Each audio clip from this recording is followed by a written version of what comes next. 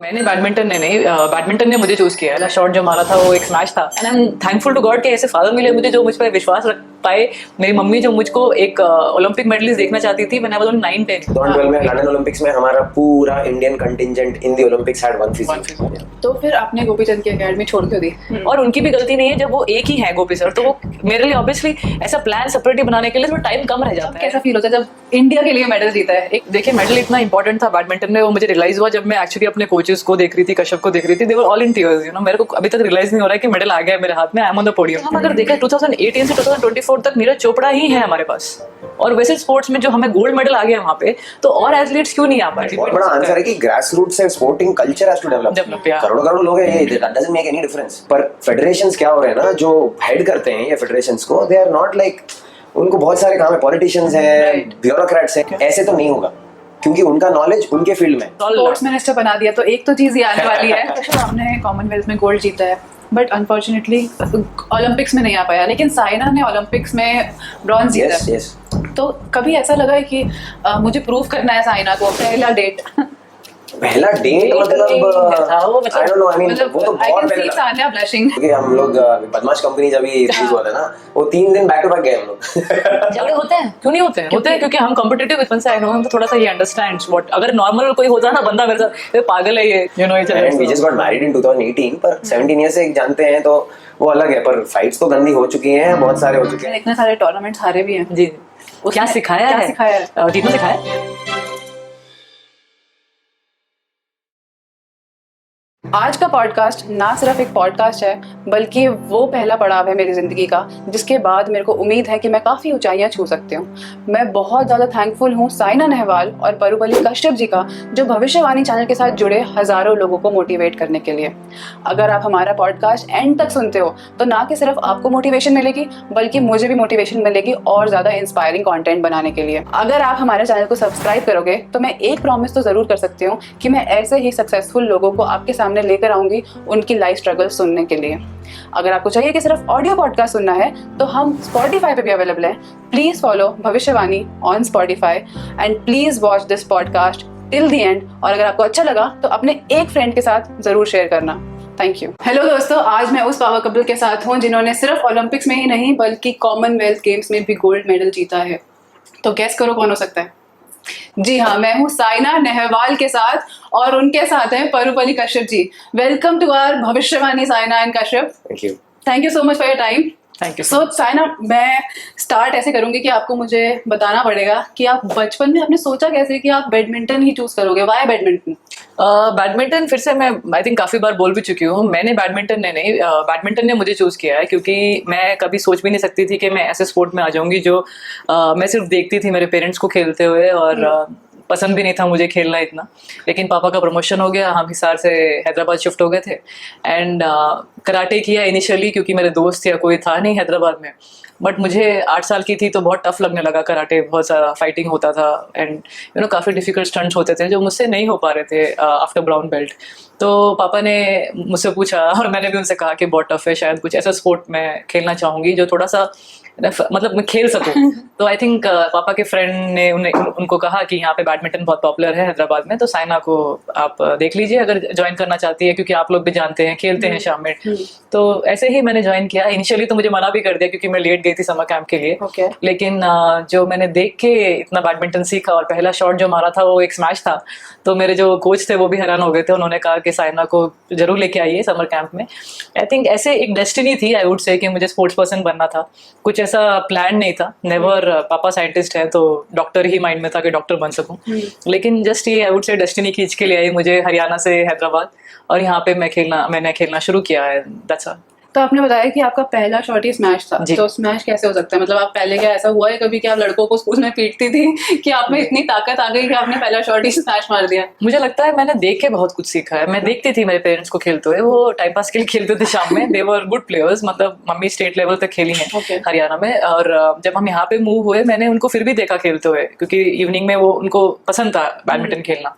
तो I think आप देखने से जितना सीख सकते हो वो आपको आई थिंक नेचुरली आ ही जाता है। तो आजकल के बच्चों को मैं देखती हूँ तो पहले टॉस या थोड़ा ड्रॉप डाल लेते हैं। स्मैश लोग समझते हैं कि पावर रिलेटेड है, पर टेक्निक रिलेटेड, टेक्निक बहुत रहना चाहिए, मूवमेंट रिलेटेड है, टेक्निक रिलेटेड है। आपका अगर एक्शन सही हो जाए तो आप स्मैश मार सकते हो। कितना जोर से स्मैश मारोगे दैट्स अनदर थिंग, बट आप स्मैश अगर मार सकते हो तो आपका एक्शन अच्छा रहना चाहिए। तो वो नेचुरली थोड़े बच्चों में दिखता है, मतलब कि भाई सही से उनका कनेक्ट हो रहा है, मतलब वो एक्शन। हरियाणा में तो काफी स्ट्रांग है लड़की आई थिंक तो अच्छे स्ट्रांग स्मैश मार दिया, it's not like power. Haryana में तो लोग ना बचपन से ऐसे दूध घी ऐसा, तो आपने ये सब खाया है? अरे दूध, मेरा एक्चुअली वेजिटेरियन थी इनिशियली, तो मुझे नॉन वेज में टर्न कराया गया। गोपी सर ने किया था, बोला था कि अगर हाई लेवल पे खेलना है तो थोड़ा प्रोटीन इनटेक अच्छा होना चाहिए, और बाहर जाके आप प्रोटीन पाउडर्स पे इतना नहीं कर सकते, आपको थोड़ा सा चिकन ये सब भी खाना पड़ेगा।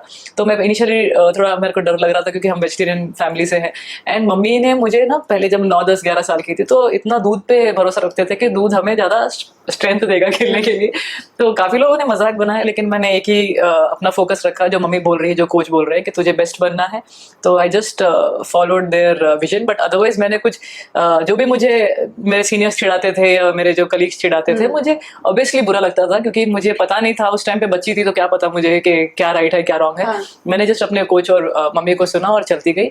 और जब थोड़ा हाई लेवल पे गई तब रियलिटी समझ में आई कि ऐसा मतलब अच्छा खाना खाना पड़ेगा, ताकि बाहर टूर्नामेंट्स खेलने हैं तो आपको थोड़ा सा और प्रोटीन इनटेक अच्छा होना चाहिए। तो जब आपने खेलना शुरू कर दिया प्रोफेशनली, आपका कोचिंग और डाइट चलता होगा, तो उस टाइम आपके डाइटिशियन अलाउ करते थे कि आप दूध दही खा सको और घी खा सको साथ में?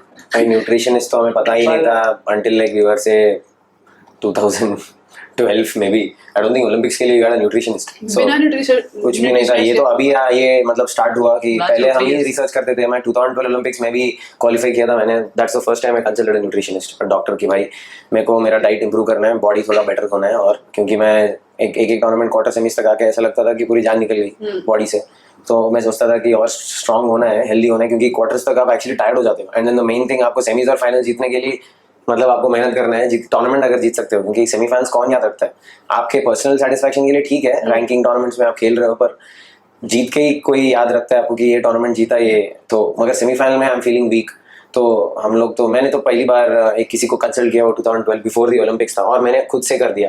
इवन मेरे कोच भी सोच रहे थे कि बताएगा नहीं क्या कि तू किसी से कंसल्ट कर, क्योंकि ही वाज आवर एवरीथिंग। वो हमको सिखा रहे थे कि कार्ब सप्लीमेंट लेना है, प्रोटीन सप्लीमेंट लेना है, डाइट ढंग से खाना है, इतना ज्यादा खाना है, इतना सोना है, ये करना है, मसाज लेना है, ये वो अकेले बताते थे सब कुछ। And we used to do it very raw. But I think जब और प्रोग्रेस हुआ कि आप टॉप 20 में पहुंच गए, अभी डिफरेंस हो रहा है, क्वार्टर सेमी में आप वीक लग रहे हो, तो तभी मैंने ही एक स्टेप ले लिया डेस्परेशन में ऑलमोस्ट। तो फायदा हुआ न्यूट्रिशनिस्ट? फॉर श्योर फायदा हुआ, क्योंकि विटामिन्स मैंने अपने बढ़ाया, मैंने अपने प्रोटीन इंटेक बढ़ाया, मैंने पहले 2-3 अंडा खाता था, 15 अंडा खाने लगा मैं दिन में, क्योंकि I have to have protein. I was also vegetarian background, my parents vegetarian and घर पे ज़्यादा खाते नहीं थे, तो एवरीथिंग इज आउटसाइड। तो I changed everything and made a huge difference, क्योंकि मैं 2012 में टॉप 10 में पहुंच गया। So all these were factors कि मेरा रैंकिंग बढ़ने का, मेरा कंसिस्टेंसी बढ़ाना है, मैं ज़्यादा ट्रेनिंग कर पा रहा, I started doing more training, recovery अच्छी हो रही थी। और तो 2012 से 2015 तक जो मेरा अच्छा फेज था करियर का, वो मैंने न्यूट्रिशनिस्ट को कंसल्ट करके ही मेरा थोड़ा I think one of the factors, it's not the only factor. And he was in top 10 और वो अपना खुद का पैसा लगा के इसने किया ये सब। अच्छा, ऐसा कुछ था नहीं कि न्यूट्रिशनिस्ट स्पॉन्सर्स नहीं मिले आपको? No, I had nice people. नहीं थे स्पॉन्सर्स मतलब देखो, गवर्नमेंट जो खर्च कर रहा था वो तो था, क्योंकि that is the major chunk of our for tournaments, no for tournaments, but that is huge money, we can't discard that. That is the main thing. That is the main thing to go for tournaments. में nutritionist afford कर सकते नहीं, those things were something extra which हम लोग अभी हम लोग सब एजुकेटेड हैं, स्पोर्ट्स पर्सन एटलीस्ट, कि ये सब चाहिए। 2012 में तो नहीं था। 2012 में लंदन ओलंपिक्स में हमारा पूरा Indian contingent in the Olympics had one physio. वो वन फिजियो हॉकी टीम का फिजियो था, और वो हॉकी टीम का कोच काफी गुस्से वाला था और बोल रहा था कि कोई यूज नहीं करेगा, क्योंकि हॉकी में 20 लोग हैं, उनको भी देखना पड़ेगा, टूर्नामेंट है भाई, तो वो अकेला दूसरे स्पोर्ट्स को भी देखेगा तो कैसे। हमारे साथ एक फिजियो आया था, वो उसको एंट्री नहीं था विलेज के अंदर और स्टेडियम के अंदर, तो वो प्रैक्टिस कोर्स में हमको देखता था और मेरे रूम में शेयर करता था, क्योंकि अनफॉर्चुनेटली वो टाइम में village was very far away from the arena, तो वो मेरे साथ होटल में था। पर ये आपको बता रहा हूँ कि ऐसा था 2012 ओलंपिक्स की, भाई फिजियो नहीं था, कोई इंडियन कंटिजेंट, ट्रेनर्स नहीं थे, फिजियो नहीं थे, न्यूट्रिशनिस्ट नहीं थे। तो अभी सब कुछ बदल रहा है, बहुत सारे ऑर्गेनाइजेशन इन्वॉल्व है, इवन गवर्नमेंट भी इन्वॉल्व है, ये टॉप्स और जो भी है, जो स्कीम्स है, उनमें से you are able to get that help. पर अभी और मतलब उसको सही तरह से स्ट्रक्चर करना है, पर अभी एटलीस्ट नॉलेज तो है एथलीट को कि भाई ये इंपॉर्टेंट है, चाहिए। देखिए खाने से आई थिंक इतना डिफरेंस होता है, खाने से व्हाट आई रियलाइज्ड जब मैंने ठीक से कि वो खाना ही आपको एक तो ऐसा हो सकता है जिससे आप एकदम फ्रेश फील करें और इतना एनर्जेटिक रहे कि मैच में आप डल फील ना करें, और खाना ये भी कर सकता है आपके साथ कि आपको डल बना सकता है, लेजी और थोड़ा सा नींद भी ला सकता है। तो वो ऑब्वियसली एक प्रॉपर डाइटिशियन का और काम हर है, एक का बॉडी अलग रहता है। आपको क्या जचता है, आप किससे आपको नींद आ रहा है, किससे आप अलर्ट हो, क्या क्या खा रहे हो, आपका गट क्या, ये सब हमको कुछ भी पता नहीं होता। सो ऑल मैं जो प्रीवियस जनरेशन के जो एथलीट्स है ना, I consider myself and herself as a previous generation athletes, जो हमने किया अभी मैं सोचता हूँ कि इट वॉज इनक्रेडिबल कि जो रिजल्ट्स थे, जैसे मेरे कोच ऑल इंग्लैंड चैंपियन थे, नहीं तो प्रकाश सर कुछ ऑल इंग्लैंड वर्ल्ड नंबर 1 थे, ये जो भी थे, देन इट इज साइना, ये हमने जो किया मेरे को लगता है इनक्रेडिबल है, क्योंकि जो ये रिजल्ट्स हैं without anything, without no support, ये जो जब सुपर सीरीज जीती है 2009 में 2008 में, कोच ही सब कुछ था, मगर कोच को स्लोली प्लेयर्स बढ़ते गए, ही कांट बी न्यूट्रिशनिस्ट, मैस्योर वही है, सब कुछ वही है, उन्होंने किया वो भी ग्रेट है, पर एथलीट्स भी जो करा उन्होंने सबने, हमने, मेरे को लगता है कि अभी तो इट इज इनक्रेडिबल। क्योंकि नहीं, मुझे लगता है मुझे आई फील आजकल के जो 12 साल के बच्चों को नॉलेज है कि मुझे एक कोच चाहिए, मुझे एक ट्रेनर चाहिए, मुझे आई फील लिटिल सैड कि काश मुझे उतनी नॉलेज होती वो टाइम पे कि मैं अपने ताकि जो रिजल्ट मुझे एक्चुअली 15 साल में आए, 15 साल में मैंने फिलीपींस ओपन जीता, तब उस टाइम इंटरनेट पे कोई ज्यादा कुछ इन्फॉर्मेशन नहीं, लेकिन जो मैंने जीता वो एक्चुअली टॉपिक है, क्योंकि हम लोग एडवांटेज में थे कि इंटरनेट नहीं था, सोशल मीडिया नहीं था, क्योंकि हमारा फोकस बहुत ही, मतलब कोच जो बोला वही है, खत्म, और कुछ नहीं है करके हम लोग फोकस थे बहुत। अभी प्रॉब्लम इज इन्फॉर्मेशन का इतना ज्यादा है, इतना कंटेंट है कि आप कंफ्यूज हो कि क्या करना है, आधा कंफ्यूजन में ही निकल जाता है। मैं वही सोच रही थी कि अगर जो मैंने जीता, आजकल के जो बच्चे बोलते हैं साइना ने बहुत जल्दी जीता, तो इमेजिन मेरे पास कोई ट्रेनर फिजियो नहीं था, फिर 15 साल में मैंने फिलीपींस ओपन जीत लिया था, तो इमेजिन अगर मेरे पास ये सब नॉलेज होती, एक फिजियो रखना, एक ट्रेनर रखना, खाना सही से 9 साल की उम्र से खा लिया होता मैंने, जो परफेक्ट एथलीट्स करते हैं, तो इमेजिन जो रिजल्ट्स थोड़े लेट आए, शायद 22 साल में ओलंपिक मेडल नहीं 18 में आ जाता मेरे को, यू नेवर नो कि कितना जल्दी रिजल्ट्स थोड़े, क्योंकि डाइट अगर बेटर होता था, अच्छा खाते थे तो बेटर हो जाता। प्लस ये एस्थमेटिक भी है, तो इमेजिन और भी अच्छा खाने में भी खाना और भी मतलब जस्ट स्पोर्ट्स साइंस कि भाई एस्थमेटिक को क्या करना है। मैं तो बेसिक इनहेलर, जैसे किसी को भी अस्थमा है, अगर आप खेल भी नहीं रहे हो, आप अस्थमा, आप एक इनहेलर ले रहे हो, मगर आप स्पोर्ट के लिए क्या कर रहे हो और कितना ट्रेनिंग करना है।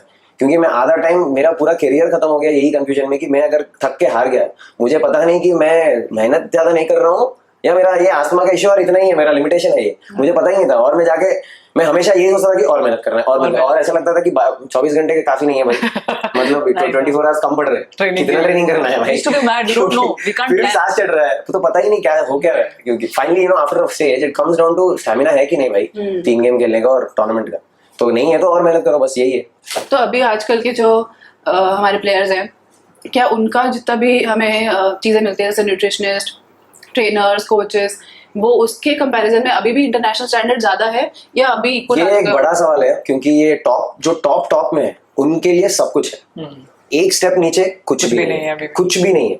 अगर आप टॉप के लेवल पे हो, टॉप 25 में हो, टॉप 20 में हो, आपको सब कुछ है, जरूरत से ज्यादा है सब कुछ, और आप अफोर्ड भी कर सकते हो, फिर भी आपको फंडिंग है, आपको सब सपोर्ट है, which is the irony of this situation. आप अगर 50 के बाहर हो रैंकिंग, मैं वर्ल्ड की रैंकिंग बोल रहा हूँ, 50 के बाहर आपके पास कुछ नहीं है, आपके पास ना टूर्नामेंट जाने का फंडिंग है, आपके पास ना न्यूट्रिशनिस्ट है, आपके पास ना कुछ नहीं है, और badminton is not a very rich sport. आपको प्राइज मनी से, आप अगर 50 में हो और आप अच्छा खेल रहे हो, आप प्राइज मनी बना रहे हो, आपको अफोर्ड करने के लिए उतना नहीं है सबको अफोर्ड करने के लिए। तो it is in a situation where you know कि आप अगर टॉप पे पहुंचोगे बहुत ही मुश्किलों के साथ, फिर आपको सब कुछ मिल जाएगा। और आयरनी ऑफ द सिचुएशन, आप अफोर्ड भी कर सकते हो, आप 25 पहुंच गए तो आप ये सब अफोर्ड कर सकते हो, पर आपको है ठीक है आप सॉर्टेड हो, पर ये जो 50 के बाहर है या जस्ट अपकमिंग है, उनको कुछ नहीं है, उनको स्ट्रगल है, बहुत ही struggle. And then you have to play 17 tournaments in a year, वो सब अपना फंडिंग ले करके आप एक वही समझ लो कि आप 15 to 20 टूर्नामेंट खेलना है आपको 30 to 35 लाख हो जाएंगे only for your accommodation and flight and your daily expenses. मतलब जो अफोर्ड कर सकता है उसके लिए सब कुछ है, हाँ। जो अफोर्ड नहीं कर पा रहा उसके लिए कुछ नहीं है। सो ये सिचुएशन को हम handle, we have to do it better, हमको हैंडल करना पड़ेगा। और स्पॉन्सर्स जैसे थोड़ा सा जो बच्चे अच्छे टैलेंटेड है ना, वो थोड़े से वहीं पे उनका ना ब्रेकडाउन हो जाता है, क्योंकि उन्हें लगता है कि आगे पुश कैसे करूं, मेरा ही 35 लाख हो जाएगा, प्लस मेरे कोच को ले जाऊं या ट्रेनर को ले जाऊं या फिजियो को ले जाऊं। इमेजिन पूरा एक टीम को फंड कैसे कर सकते हैं। ये फ्लाइट बहुत सारे लड़कों और लड़कियों में है कि 18 to 22, 23 these are like the crucial years, मतलब क्रूशियल ईयर्स जो आप अंडर 15 अंडर 19 से निकलते हो, आपको ज्यादा स्पॉन्सर्स नहीं है, आप अगर एक्सट्रीमली ब्राइट हो, मतलब आप जीत रहे हो 19 पे 18 पे आप सीनियर टूर्नामेंट जीत रहे हो, आप बहुत ज्यादा ब्राइट, तो आपको सब कुछ है, नो वरीज, आपको देख लेंगे। पर आप अगर थोड़ा एक स्टेप नीचे हो, फिर आपको बहुत ही मेहनत है, मतलब, और आप सोच रहे हो कि मैं कंटिन्यू करूँ कि नहीं, Yes. क्या करूँ मैं इधर। तो it is a situation where that is the tough part. तो कश्यप, आपने बैडमिंटन कैसे स्टार्ट किया? आपने साइना नेहवाल को देख लिया था कोर्ट पे खेलते हुए? नहीं, ये मेरे बाद स्टार्ट करी, या मैंने नहीं फिर आपका देखा। मन था बैडमिंटन में ही कुछ करना है? सो सिमिलरली मम्मी को इंटरेस्ट था कि स्पोर्ट्स पर्सन बनाना है अपने बच्चों को, क्योंकि वो एथलीट रह चुकी थी, वो डिस्ट्रिक्ट लेवल पे एथलीट थी, पर पेरेंट्स सपोर्ट नहीं था and she felt really bad about it. और उन्होंने डिसाइड कर लिया कि कहीं ना कहीं एथलीट बनाना है। और गोपी सर जो थे हमारे बड़े पापा के टेनेंट थे एक फ्लैट में हैदराबाद में, तो मम्मी हमेशा विजिट कर रही थी। बड़े पापा वाज लिविंग इन दुबई और एल्सवेयर, तो इंटरेक्शन मम्मी का था। मतलब टेनेंट है तो वो रेस्पॉन्सिबिलिटी था वो फ्लैट का, वो देखभाल करें और मिले, तो वो गोपी सर का फैमिली था। तो तब मालूम हुआ कि गोपी सर नेशनल चैंपियन है, और मैं एक बार घर जाता था तो वो इंटरेस्ट लग गया इनके मेडल्स ट्रॉफीज देख के, तो मम्मी को इंटरेस्ट लग गया, मेनली मम्मी को लग गया, और उन्होंने समर कैंप ज्वाइन किया। फिर उसके बाद इंटरेस्ट तो लगा ही था, पर मेनली मम्मी का इंटरेस्ट था। तो फिर आपने गोपी चंद की अकेडमी छोड़ क्यों दी? मैंने तो नहीं छोड़ा इसलिए। अच्छा, मैंने ना जो ये क्वेश्चन है थोड़ा सा, मतलब मुझे लगता है इंडिया में हम इन चीजों को सिर्फ सीरियस लेते हैं। अगर हम इन चीजों को थोड़ा सीरियस ना लें और सोचे कि एक प्लेयर के पॉइंट ऑफ व्यू से सोचें कि मुझे बेस्ट बनना है, मुझे अचीव करना है, एंड आप जिस कोच के साथ बचपन से हो वो आप उनके लिए और वो आपके लिए हमेशा अच्छा ही सोचेंगे। ऐसा नहीं है कि कोई आपका दुश्मन हो जाता है एक मिनट, कुछ एक टूर्नामेंट इधर होने से दुश्मन नहीं हो जाता कोई किसी का। मैंने ये डिसीजन इसलिए लिया था क्योंकि मेरे साथ ओलंपिक क्वार्टर फाइनल्स में, वर्ल्ड चैंपियनशिप क्वार्टर फाइनल्स में हार गई थी 7 बार, 7 टाइम्स। तो मैंने ये डिसीजन इसलिए लिया, 7 इयर्स। एंड प्रॉब्लम इज दैट कि आप टॉप 10 प्लेयर हो, and I have been top 10 for मतलब 10 साल तक टॉप 10 में रही है मेरी consistency. I am not happy because मैं वर्ल्ड नंबर 2-3 आ गई हूँ। मुझे क्या प्रॉब्लम हो रहा है कि मुझे वर्ल्ड नंबर 1 तक क्यों नहीं, मतलब मेरा एक वो खुल क्यों नहीं रहा है रास्ता, कि जब मैं चाइनीज प्लेयर्स को हरा रही हूँ, जब मैं अच्छे प्लेयर्स को हरा रही हूँ, तो ऐसा क्या हो रहा है कि कहीं जाके मैं स्ट्रक हो जा रही हूँ। और ऑब्वियसली उनके कोचेस क्या है, चाइना का मतलब 4 लड़कियों के लिए एक कोच है, तो ऑब्वियसली 4 लड़कियों के लिए एक कोच है, तो वो उनके लिए एक प्रोग्राम अलग अलग डिजाइन कर सकते हैं। अब इंडिया में प्रॉब्लम क्या हुई वो टाइम पे, 2012 की बात कर रही हूँ, जब हमारे पास एक ही कोच थे। अब जैसे ही गेम पॉपुलर हुआ थोड़ा, अब बच्चे आ गए 30-40, और उनकी भी गलती नहीं है जब वो एक ही है गोपी सर, तो वो मेरे लिए ऑब्वियसली ऐसा प्लान सेपरेटली बनाने के लिए थोड़ा टाइम कम रह जाता है, आई अंडरस्टैंड। तो मैं उनसे ये भी पूछ रही थी सर क्या है ऐसा कि अब मेरा इंप्रूवमेंट नहीं हो रहा है, I am feeling stuck and I am world number 4-5 now, और मुझे ऐसा लगने लगा कि अब मैं और नीचे गिरूंगी तो मेरा जो कॉन्फिडेंस है वो और डाउन हो जाएगा, और ऐसा शायद मुझे लगने लगेगा कि मैं इनको वापस से कैसे हराऊंगी। फर्स्ट राउंड से you are meeting them again and again and again. ज्यादा ही ड्रामेटिक बना देते हैं ये फॉरेन प्लेयर्स, तो कोच बदलते रहते हैं, मतलब वो टेनिस लेवल पे, जूनियर लेवल पे नहीं बोलूंगा, जूनियर लेवल पे आपको स्टडी रखना है, आपको एक कोच के साथ स्ट्रगल करना है, पर टॉप लेवल पे आप ये she is talking about world championship का क्वार्टर में हार रही हूँ, मुझे सेमी पहुंचना है और मेडल लेना है। दिस इज तो मेडल के लिए मैं इतना परेशान हो रही थी क्योंकि मुझे ओलंपिक मेडल आ चुका है ऑलरेडी, अब मैं वर्ल्ड नंबर 2 भी बन चुकी हूँ, लेकिन मुझे क्या है एज ए प्लेयर आपको लगता है और अचीव करना है, और आपको प्लेयर की लाइफ भी बहुत शॉर्ट होती है। आपको पता है कि we can not play till 40-50 ना, 34-35 तक is what mostly you can give your best result still. तो मुझे वो लगने लगा कि मैं अगर अपना मतलब इमेजिन मैं अपनी फैमिली, मेरे पेरेंट्स, मेरा एक डॉग भी है छोटा, फिर मम्मी को सब कुछ छोड़ के कहीं जाना, बचपन से कहीं गई नहीं हूँ, it's a very difficult decision. सब हम ऑब्वियसली रो भी रहे थे, मेरे पेरेंट्स भी रो रहे थे कि can you do it, it's a difficult decision. End of course उससे पहले कश्यप भी, मेरे फ्रेंड्स सब कुछ छोड़ के everything you have left.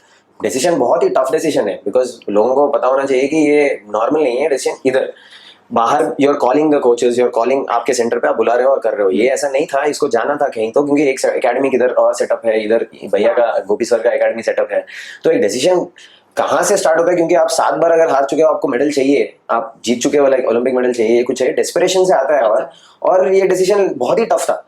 But लोगों को समझना चाहिए कि दिस इज नॉर्मल, स्पोर्ट में होता है, आप कहीं तो कहीं स्टैग्नेट हो जाते हो, आइडियाज की कमी पड़ जाती है, लोग ज्यादा हैं, आपका थॉट प्रोसेस कुछ अलग सोच रहे हो, आप थोड़ा लग रहा है कि आप स्टैग्नेट हो रहे हो उधर, आपको कुछ चेंज करना है, तो इसने चेंज किया, वेरी बोल्ड, एक्सट्रीमली बोल्ड, क्योंकि आप टोटली अपना कंफर्ट जोन छोड़ रहे हो, सब कुछ छोड़ रहे हो जो अच्छा है इधर, और आपको बस एक ही गोल है कि आपको जीतना है। तो these kind of tough decision.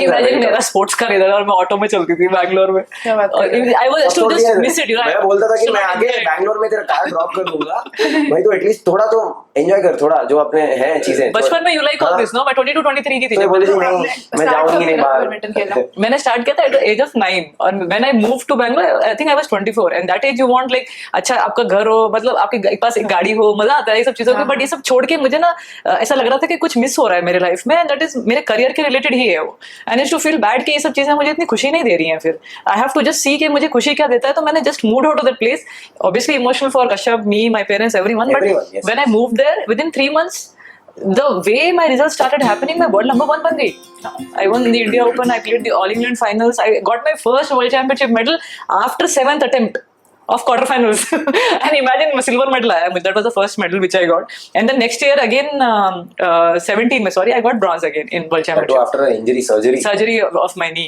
2016 she missed the Olympics. I mean she played the Olympics but she was in bad shape there because she was one of the favorites to win gold according to me, but उसका knee टूट गया and then Olympics में performance आ नहीं पाया, किसी को पता भी नहीं था क्या वो ओलंपिक्स के एक हफ्ते पहले हुआ। It was like she could not understand how to deal with it, she went to the Olympics, could not play her best. Extra bone हो जाता है जब आप खेलते हैं ना ओवर द इयर्स, थोड़ा सा ऑस्टियोफाइट्स आ जाते हैं, तो I think extra bone growth हो गया था नी में, जो मेरा अनफॉर्चुनेटली ओलंपिक से पहले ही टूट गया। वरना ओलंपिक से पहले I won the Australia Open Super Series, जीत चुकी थी मैं उन सबको हरा के, तो काफी कॉन्फिडेंट थी कि मैं ओलंपिक्स में भी अच्छा करूंगी। I was ranked also 3 or 4 I think. तो मेरा उसी टाइम पे वो एक्स्ट्रा बोन ग्रोथ जो होता है यूजुअली प्लेयर्स में हो जाता है over the years of pushing my body, वो टूट गई। And nobody gave me good मतलब पता है नहीं, फिजियो था ये सब थे, पर जो हो गया वो you can't do anything with it। ये फिजियो कुछ नहीं कर सकता अगर आपका नी ऐसा हो गया है। I was told by doctor, किस्मत की बात है, लेकिन I was told by doctor, I went to a doctor, उन्होंने बोला कि कुछ नहीं है, थोड़ा लाइट ही है पेन, आप जाके खेल लीजिए ठीक हो जाएगा। That was I think a bad, मुझे एमआरआई करवा लेना चाहिए, यस एमआरआई करवा लेना चाहिए था, मुझे इतनी दूर जाने की वो भी नहीं होती। मैं आई फील बैड कि मैं 36 आवर्स ऑफ जर्नी करके रियो तक गई and then I got to know कि मेरा उधर का टूट चुका है, एक एक्स्ट्रा बोन ग्रोथ हो रहा है। पहले मतलब 4-5 दिन होते हैं ना प्रैक्टिस टूर्नामेंट के पहले, उधर जाके रोज मेरे से कन्वर्सेशन हो रहा था, मैं भी अलग ही मैं सिचुएशन में नहीं क्योंकि मैं वर्ल्ड नंबर 7 था वो टाइम पे, और मैंने भी ओलंपिक्स में 2 महीने पहले मेरा इंजरी हो गया, तो मैं ओलंपिक्स मिस कर गया एंड मैं वन ऑफ द फेवरेट्स, मैं भी अपने आप को सोच रहा था कि भाई अच्छा ड्रॉ लग गया तो मैं मेडल का एक कंटेंडर भी हूँ ऐसा, क्योंकि मेरा रैंकिंग भी 6 और 7 था वर्ल्ड में, तो मैं अलग अपसेट था। ये जाके ओलंपिक्स में जाके ये इसका पेन हो गया तो आई वाज गॉन, मतलब क्योंकि इमोशनली हम लोग काफी अटैच थे वो टाइम पे। First major injury at the age of 26, उससे पहले कभी इंजरी हुआ नहीं मेरे को। I mean I can't believe it कि सीधा ऐसे स्टेज पे जाएगा कि टूट ही जाएगा, तो that was also very surprising for me. So when I came back and spoke to Dinshaw sir who is the best doctor for अपने ऑर्थोपेडिक स्पोर्ट्स डायरेक्टर, डिसअपॉइंटमेंट जो होती है थोड़ा बहुत डेस्टिनी भी एग्जैक्टली डेस्टिनी। तो बचपन से किसी भी स्पोर्ट्स प्लेयर का सपना रहता है कि उसे मेडल जीतना है, मेडल के लिए ही वो सारी प्रैक्टिस कर रहे होते हैं। तो जब जीत लिया, मतलब ओलंपिक का मेडल आ गया, उसके बाद क्या वो इमोशन था, मतलब क्या करने का मन कर रहा था सबसे पहले कि अब तो मैं ये करने वाली हूँ जाके घर? पहले तो देखिए मेडल इतना इंपॉर्टेंट था बैडमिंटन में, वो मुझे रियलाइज हुआ जब मैं एक्चुअली अपने कोचेस को देख रही थी, कश्यप को देख रही थी, they were all in tears, you know. मेरे को अभी तक रियलाइज नहीं हो रहा है कि मेडल आ गया है मेरे हाथ में, I am on the podium, क्योंकि मेरा मैच भी ऐसा ड्रामेटिक सा हो गया ना, रैलीज चल रहे थे, टफ हो रहा था, सडनली शी फेल डाउन, उनको कुछ इंजरी हो गया था अपोनेंट को, and then I didn't understand till she said कि मुझसे नहीं होगा। Till that moment I was just looking at my coach and he was like be patient, तुझे खेलना है, पूरा मैच है अभी, मेडल का मैच है। सो दे वर ऑल लाइक मेडल आना है, क्योंकि यहाँ से कुछ बैडमिंटन का स्टार्ट हो सकता है, यू नो। वो मेडल कितना चेंज करेगा बैडमिंटन को, यू नेवर नो इंडिया में कैसा होगा। तो मैं उस टाइम तक मुझे लगा था बस मैच है जो रेगुलरली खेलती हूँ, चलेगा, बस I have to give my best, वो ही था मेरे माइंड में। तो then suddenly I played a toss to her backhand side, वो बैठ के उन्होंने फिर नेक्स्ट 1-2 पॉइंट्स में छोड़ दिया match, and then suddenly it's like medal आ गया है मुझे। मैंने कहा ऐसा हिस्ट्री में पहला मैच है शायद जो भी ओलंपिक्स में ही है जो मुझे ऐसा मिला है, because otherwise all my matches with all the Chinese players, Korean, जितने से जापानीज, सब 3 टाइट मैचेस होते थे मेरे, कभी भी ऐसा मेरे को कोई सैटिस्फाई नहीं होगा। मुझे पता है कॉन्वर्सेशन क्या था, ऐसे तो जीतना नहीं था मुझे, इसको तो ब्रॉन्ज मेडल मैच खेलना ही नहीं था, इसको तो ये सोच रही थी कि गोल्ड मिस हो गया, बस मेडल है तो गोल्ड है, ऐसा बात करती थी। बाद में सैटिस्फाइड रहना चाहिए, तभी आगे बढ़ने का वो रहता है। तो वो वैसा माइंड में था, and then when I was podium पे खड़े होके, फर्स्ट ऑफ ऑल साइड में दोनों चाइनीज हैं जिनको भी गोल्ड और सिल्वर मिला, तो वो भी सोच रही थी कि ब्रॉन्ज भी हमें मिलता तो अच्छा है, तो उनकी शक्लें देख के भी मुझे लग रहा था कि सोचे कहाँ से इंडिया वाले आ गई। तो but I was also like क्यों नहीं, हम भी कर सकते हैं, इंडिया वाले भी जीत सकते हैं। जब मैंने अब स्टार्ट किया तो लेट्स सी आगे भी हम, ऐसा लगता था ना कि आगे भी और जीतेंगे एंड ऑल दैट। तो उसके बाद 1 घंटे के बाद when I went out, I met them and Gopi sir and everyone was there, they were like, in fact Prakash sir से पहली बार मुझे वहीं पे बात हुई, प्रकाश सर ने फोन करके बोला this is huge, you have done something very big for Indian badminton, you know we needed this medal, you know, कि बैडमिंटन और चेंज हो जाए हमारी कंट्री में और बेटर हो जाए। And then after that, you know, 1 month तक मैं वो मेडल देखती रही कि एक्चुअली मेरे पास ओलंपिक मेडल है, क्योंकि मैं बचपन में जब बुक्स में पढ़ती थी ना, you know, I used to see, मैं स्पोर्ट्स की बहुत बड़ी फैन थी मैं, ऑफ कोर्स। तो मैंने जब पढ़ा था कि पीटी उषा जी ने और मिल्खा सिंह जी ने कैसे मेडल मिस किया है, यू नो, एक्चुअली मुझे भी दुख होता था वो पढ़ के कि ऐसे कैसे मेडल मिस हो गया, और जब मेरे पास मेडल मेडल है and then I am like सबका ड्रीम होता है प्लेयर का dream and I have it with me and then I to show him also Kashyap ये मेडल है इज लाइक मेडल है ओलंपिक मेडल मैं देखूंगी it's something which I also missed because मैं जब 2014 में कॉमनवेल्थ गेम्स जीता था मेरा नेक्स्ट यही है कि एशियन गेम्स और Olympics these are the two big things तो प्रिपरेशन इसका ही था हमेशा कि भाई वो ड्रीम तो वही था अनफॉर्चुनेटली मिस हो गया टॉप में था पर इंजरी हो गया मिस हो गया पर मुझे ऐसा ये बात करके मुझे ऐसा लगता मुझे देखना एक बार मेडल वापस घर जाके ओलंपिक में जैसे कश्यप ने खेला ना I think he was in his best form but उस टाइम पे क्या है जो प्लेयर है ली चोंग और लिंडन जो जैसे प्लेयर थे ना वो किसी को अपॉर्चुनिटी नहीं देते थे खेलने के लिए और कुछ but the way he actually played ना एक मेडल ला सकता था अगर वो ऑब्वियसली वो दो बेस्ट नहीं होते तो but Lee Chong and Lin Dan were like walls you know they should not allow you to cross it but the way he was also actually luck होना चाहिए for obviously Olympics you need little bit of timing and थोड़ा but ये तो personal games हो गए अभी तब कैसा फील होता है जब इंडिया के लिए मेडल जीता है एक प्राउड आता है गूज बम्स आते हैं मतलब मेरे को तो टीवी पे देखते ही ऐसा हो जाता है कि गूज बम्स आ रहे हैं कि इंडिया ने कुछ होता है पर देखिए पूरा साल ना हम खेलते हैं इंडिविजुअल की तरह पर ये गेम स्पेशल हो जाते हैं कि वो इंडिया वाली फीलिंग बहुत ज्यादा हम तो खेलते हैं हमेशा क्योंकि पूरा सर्किट खेलते हैं हमारे रैंकिंग हमारा करियर हमारा ये तो it is very you are thinking about yourself क्योंकि आप compete कर रहे हो आपके फ्रेंड्स और दोस्तों के साथ कोलीग्स के साथ या कंपटीशन के साथ आप प्रोग्रेस कर रहे हो अपना इंडिविजुअल सोच रहे हो पर जब ये गेम्स आ जाते हैं वो कहीं ना कहीं वो मेडल के राउंड जब आ जाते हैं ना तब वो इंडिया की फीलिंग थोड़ी आ जाती है कि भाई you want to be you feel like you are representing India और वो पोडियम पे जो फ्लैग आता है देन यू बिकम रियली कि भाई व्हाट हैव यू डन मतलब दिस इज ग्रेट पर पूरा साल तो ये फीलिंग आता नहीं है क्योंकि हम इंडिविजुअल टूर्नामेंट्स खेलते हो सब अपने आप इंडिविजुअली हो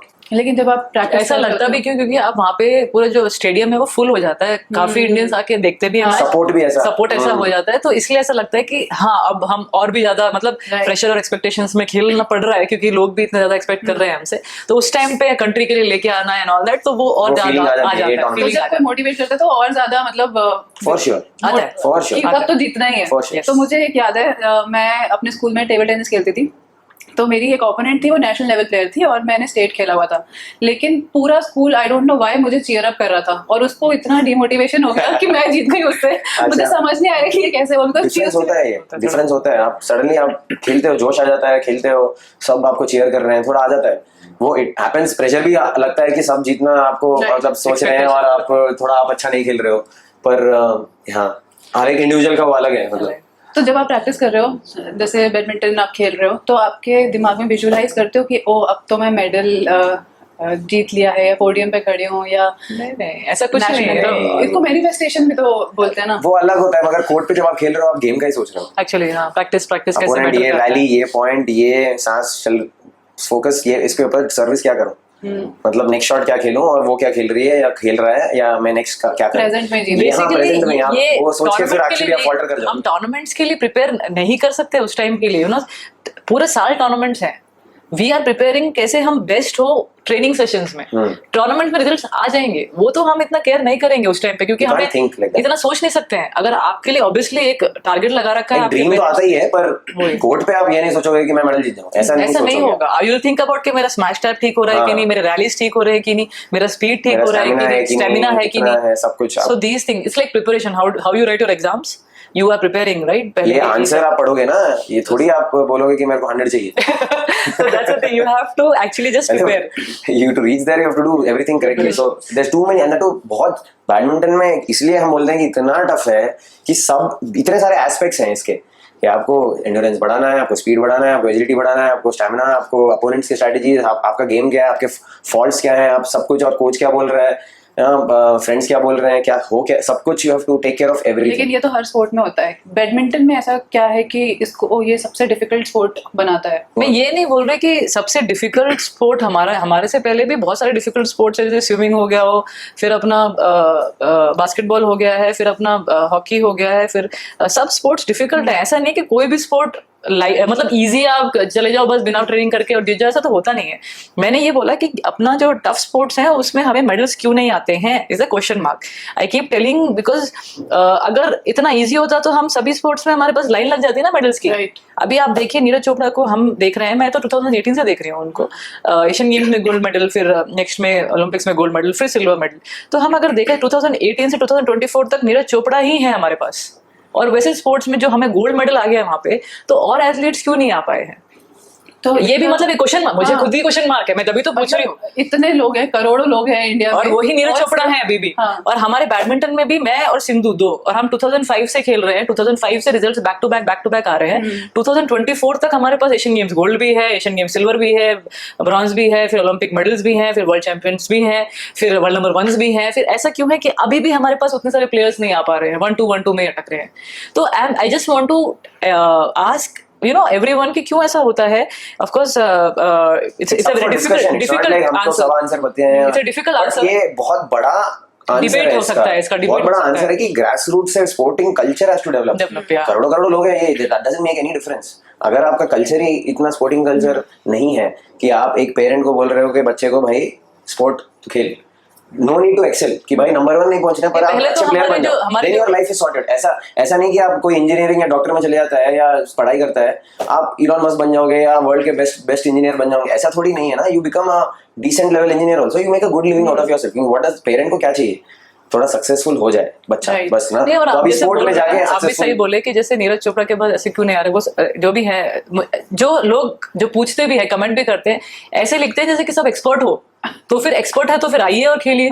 लिखते भी ऐसे हैं कि बड़ा एक्सपर्ट है, जैसे मैंने अभी रिसेंटली लक्ष्य के परफॉर्मेंस के बारे में भी जो देखा और सुना, काफी लोग ऐसे बोलते हैं अच्छा उसने बैकहैंड स्मैश नहीं मारा, ये नहीं मारा। मतलब इतना इजी है तो हमारे पास प्लेयर्स होने चाहिए ना, राइट? वो नहीं है अभी। तो मेरा मतलब ये है कि जैसे पेरेंट्स को लगता है कि हमें इंजीनियरिंग करके या doctor is also obviously every field is tough, लेकिन हमारे पास एटलीस्ट वहां पे है कि हम कुछ कमा सकते हैं, कुछ हमारी जॉब आ सकती है। स्पोर्ट्स क्या है अभी हमारी कंट्री में, कुछ ऐसा है नहीं ना कि हम इसे प्रोफेशनल देख सकते हैं। प्रोफेशनली तो मैंने तो सुना नहीं कि किसी स्पोर्ट को मैंने तो देखा नहीं। मेरे सामने जो बच्चे रहते हैं, जो छोटे छोटे खेलने आते हैं, इम्प्रूवमेंट है। 10 ईयर्स में 2008 में जब मैं बैडमिंटन का बात कर सकता हूँ, क्योंकि बैडमिंटन जो चेंज हुआ है, 1-2 लोग के वजह से चेंज हुआ है। Number 1 is Saina and then Gopi sir, ये दोनों ने चेंज किया 2008 से।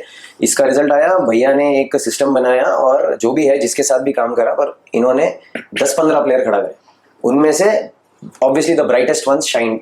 जैसे ये हो गई बहुत सालों तक एक्सट्रीमली कंसिस्टेंट, सिंधु हो गई, श्रीकांत वर्ल्ड नंबर 1 था, मैं टॉप 10 में था, और काफी सारे प्लेयर्स है। साई प्रणीत है वर्ल्ड चैंपियनशिप मेडलिस्ट, प्रणॉय है वर्ल्ड चैंपियनशिप और Asian game medallist, Gursai Dutt जो टॉप 20 में थे, काफी लोग थे, मतलब बहुत सारे प्लेयर्स थे, समीर वर्मा, सौरभ, सब लोग एक लेवल पे बहुत पहुंच गए अच्छे से। And it was possible only by 1 person, जो गोपी सर थे, उन्होंने किया। उसके बाद systems are again, you have to make, हम लाइक आप जो सही बोल रहे हैं, नंबर्स के साथ ही हमको जीतना चाहिए सब कंट्रीज के साथ। We have the numbers, but all these numbers, are they playing, are they doing this, are they taking career की तरह सोच रहे हैं क्या? करियर की तरह सोच रहे हैं। स्कूल से हर जगह में आपको वर्ल्ड क्लास फैसिलिटीज चाहिए। स्पोर्ट को एक मतलब एक कंसेशन होना चाहिए एग्जाम्स में कि भाई एक लेवल ऑफ मार्क्स आपको मिल जाएंगे अगर आप अच्छे लेवल के स्पोर्ट्स पर्सन हो, आप टाइम स्पेंड कर रहे हो और स्कूल में आप प्रोग्रेस कर रहे हो स्पोर्ट्स के उसमें। So every school has to be hiring top level coaches, एक लेवल का स्टैंडर्ड स्कूलिंग सिस्टम। मतलब ये सब ideas, I don't know how tough it is कि भाई इसको इंप्लीमेंट करना कितना टफ है मुझे पता नहीं, बट मैं बस आइडियाज दे रहा हूँ कि ये ऐसे ऐसे हो सकता है कि नंबर्स बढ़नी चाहिए और सबको कम्पीट करनी चाहिए हाईएस्ट लेवल पे। तो अगर एंड ऑब्वियसली मैं फॉल्ट नहीं करता हूँ पेरेंट्स को, क्योंकि उनको अपने बच्चे को सक्सेसफुल देखना चाहिए। सक्सेसफुल नहीं कि भाई आप नंबर 1 बन जाओ किस चीज पे, पर आप एवरेज भी हो, आपका लाइफ सॉर्टेड है ना, एवरेज भी हो, that is where the targets are. क्योंकि एक्सेल होना ये तो 1% है, हर चीज में, हर फील्ड में 1% के बारे में बात कर रहे हो कि भाई ओलंपिक मेडल और कॉमनवेल्थ गेम्स मेडल और या टॉप 10 इन द वर्ल्ड, ये तो 1% का चांस है ये तो। पर आप एवरेज भी हो जाओ, आपका लाइफ सक्सेसफुल है, that is what parents want, I feel. तो जैसे आपने बताया कि आपने 8-9 साल की उम्र से बैडमिंटन खेलना स्टार्ट कर दिया था, पर आपके पास न्यूट्रिशनिस्ट नहीं था पहले, तो कितना डिफिकल्ट होता है एक तो आपको अपनी बॉडी पे ध्यान देना, फिजिकली, मेंटली, क्योंकि उस टाइम एडोलेसेंट होता है और बहुत सारी चीजें चल रही होती है दिमाग में। देखिए इनिशियली जैसे बोला कि उस टाइम पे तो हमें पता भी नहीं था ये सब चीजें होती हैं, सोचा नहीं ना ये सब चीजें। नहीं, बट देन मैं ये पूछ रही हूँ कि फाइनेंशियली कैसे मैनेज किया आपने इतना सब कुछ? देखिए ये भी एक वो है, पापा का जो भी उस टाइम पे जो भी मैंने सुना था, मैं बात करती हूँ, तो उनकी सैलरी भी 50-60 थाउजेंड रुपीज ही थी, जो मतलब एक गवर्नमेंट एम्प्लॉय को मिलती है। उसमें मैंने आज तो आस्क हिम कि आपने इतना रिस्क क्यों लिया, मुझे क्यों डाला इसमें, जब आपको लगा कि इस स्पोर्ट में मतलब था ही नहीं उस टाइम पे इतना पैसा नहीं था। जो अब जाके जो टॉप प्लेयर्स को, जो टॉप 10 प्लेयर्स को स्पेशली जो बेस्ट कर रहे हैं non stop, they getting good amount of money and I won't deny it because I have scene badminton grow, right? मेरे से ही ग्रो हुआ है बैडमिंटन, राइट? तो इनिशियली जब मैंने स्टार्ट किया 1999 में से 2006 तक, आई डिडंट सी थी, मतलब ऐसा कुछ था नहीं कि मेरे पास कुछ पैसे आ रहे हैं या कुछ, मुझे अपने ही बलबूते से प्रूव करना था कि मुझे पहले तो नेशनल चैंपियन बनना था, फिर मुझे इंडियन टीम में आना था, फिर मुझे लकीली भारत पेट्रोलियम की नौकरी मिली मुझे because I was a national champion. And उसके बाद मुझे जो एक ऑर्गेनाइजेशन थे वो टाइम पे मित्तल्स चैंपियंस ट्रस्ट, उन्होंने मुझे टूर्नामेंट्स के लिए थोड़ा बहुत फंडिंग करा क्योंकि I was a national champion. तो मैं यही बताना चाह रही हूँ, जो स्टार्टिंग में काफी बच्चों का टैलेंट थोड़ा लेट दिखाई देता है, काफियों का जल्दी दिखाई देता है, तो मैं उनमें से थी, थोड़ा जल्दी परफॉर्म कर सकी। फंडिंग मिली नेशनल लेवल के बाद, नेशनल चैंपियन होने के बाद, पर उससे पहले उसके बाद पापा अपने पेरेंट्स ने फंड किया। पापा ने अपने फ्रेंड से पैसे मांगे, उनके भाइयों से पैसे मांगे, बैंक से लोन लिए, और मैं और मेरी बहन को भी देखना था बिकॉज वो भी पढ़ाई कर रही थी, बी फार्मेसी कर रही थी, कॉलेज में जाना था, उसके लिए भी पैसे का करना था। मेरे लिए रैकेट, शूज, मतलब ऑब्वियससली जो भी होते हैं, shuttle barrels, O my God that's also very expensive, and kit bags होते हैं ट्रैवलिंग के लिए। प्लेयर्स, बैडमिंटन प्लेयर्स के लिए यूजुअली पहले साल तो ट्रेन में बहुत ट्रैवल किया, देन आई स्टार्टेड फीलिंग कि थोड़ा सा फटीग होता है, तो पापा ने फ्लाइट टिकट्स के लिए ट्राई किया ताकि वो टायर्ड ना हो जाए, वहाँ पे अच्छा खेल पाए। तो वो सब चीज़ें initially 3-4 years he didn't even complain. I know how he must be feeling, उनको लगता होगा कि बहुत खर्चा हो रहा है, फ्यूचर क्या है इसमें, बट उन्होंने, I don't know, because used to love watching hockey, I guess because उनका हॉकी में इंटरेस्ट बहुत ज्यादा है, मैंने देखा है, तो उनको लगा शायद कि इसका कुछ फ्यूचर बन सकता है, she is hard working, she is doing well at the state level, national level, तो मुझे उसको चांस देना चाहिए। And I am thankful to God कि ऐसे फादर मिले मुझे जो मुझ पर विश्वास रख पाए। मेरी मम्मी जो मुझको एक ओलंपिक मेडलिस्ट देखना चाहती थी when I was on 9-10, you know, they had some kind of vision for me and not thinking about money as such कि इसका फ्यूचर में कितना पैसा आएगा इसके पास। दे जस्ट थॉट कि she is hard working, she is doing well in her sport, and let us just support her till obviously 10th 11th के बाद सोचते शायद वो लोग भी कि क्या she is doing well, but 10th में luckily I was winning the under 19 international tournaments and I was already in the senior circuit.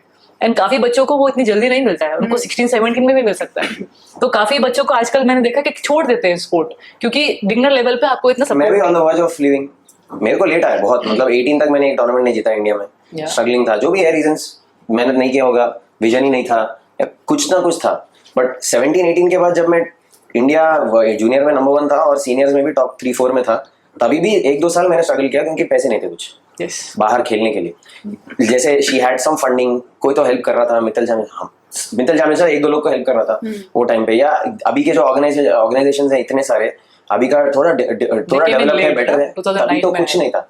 At least मैं 2000 में बोल रहा हूँ 2006 to 2010 के फेज में मैंने स्ट्रगल किया क्योंकि फंडिंग नहीं था। जो ऑल इंडिया टूर्नामेंट जीतता था वो प्राइज मनी मैं अपने ट्रिप्स में डालता था, यूरोप खेलने में, एशिया खेलने में खत्म हो जाता था, और बहुत ही प्रेशर लगता था कि भाई पैसे खत्म हो रहे हैं, और अगर फर्स्ट राउंड सेकंड राउंड जीतोगे तभी थोड़ा प्राइज मनी आएगा, वो प्राइज मनी भी ज्यादा नहीं है, वो प्राइज मनी थोड़ा आएगा, एटलीस्ट थोड़ा कवर होगा एक्सपेंसेस, पर मैं वो फर्स्ट और सेकंड राउंड में ही हार जाता था क्योंकि प्रेशर लगता था, बहुत ऐसा लगता था कि मेरे को पता है यूरोप में एक टूर्नामेंट था और लंच के टाइम पे मैं एक चिकन का कुछ आई वांटेड टू ऑर्डर मील, वो 14 यूरो था, मेरे पास नहीं था वो 14 यूरो, और मैं वो 14 यूरो का ऑर्डर कर लिया, खत्म हो रहे थे, पैसे खत्म है, और वो चिकन इतना सा और कुछ वेजिटेबल्स इतने से, और मैं घर पे इतना खाता हूँ और मैं सोच रहा हूँ भाई ये कैसे होगा, ये खा के मैं कैसे खेलूंगा मैच, इसके बाद मैं क्या खाऊं, मैं समझ नहीं आ रहा था।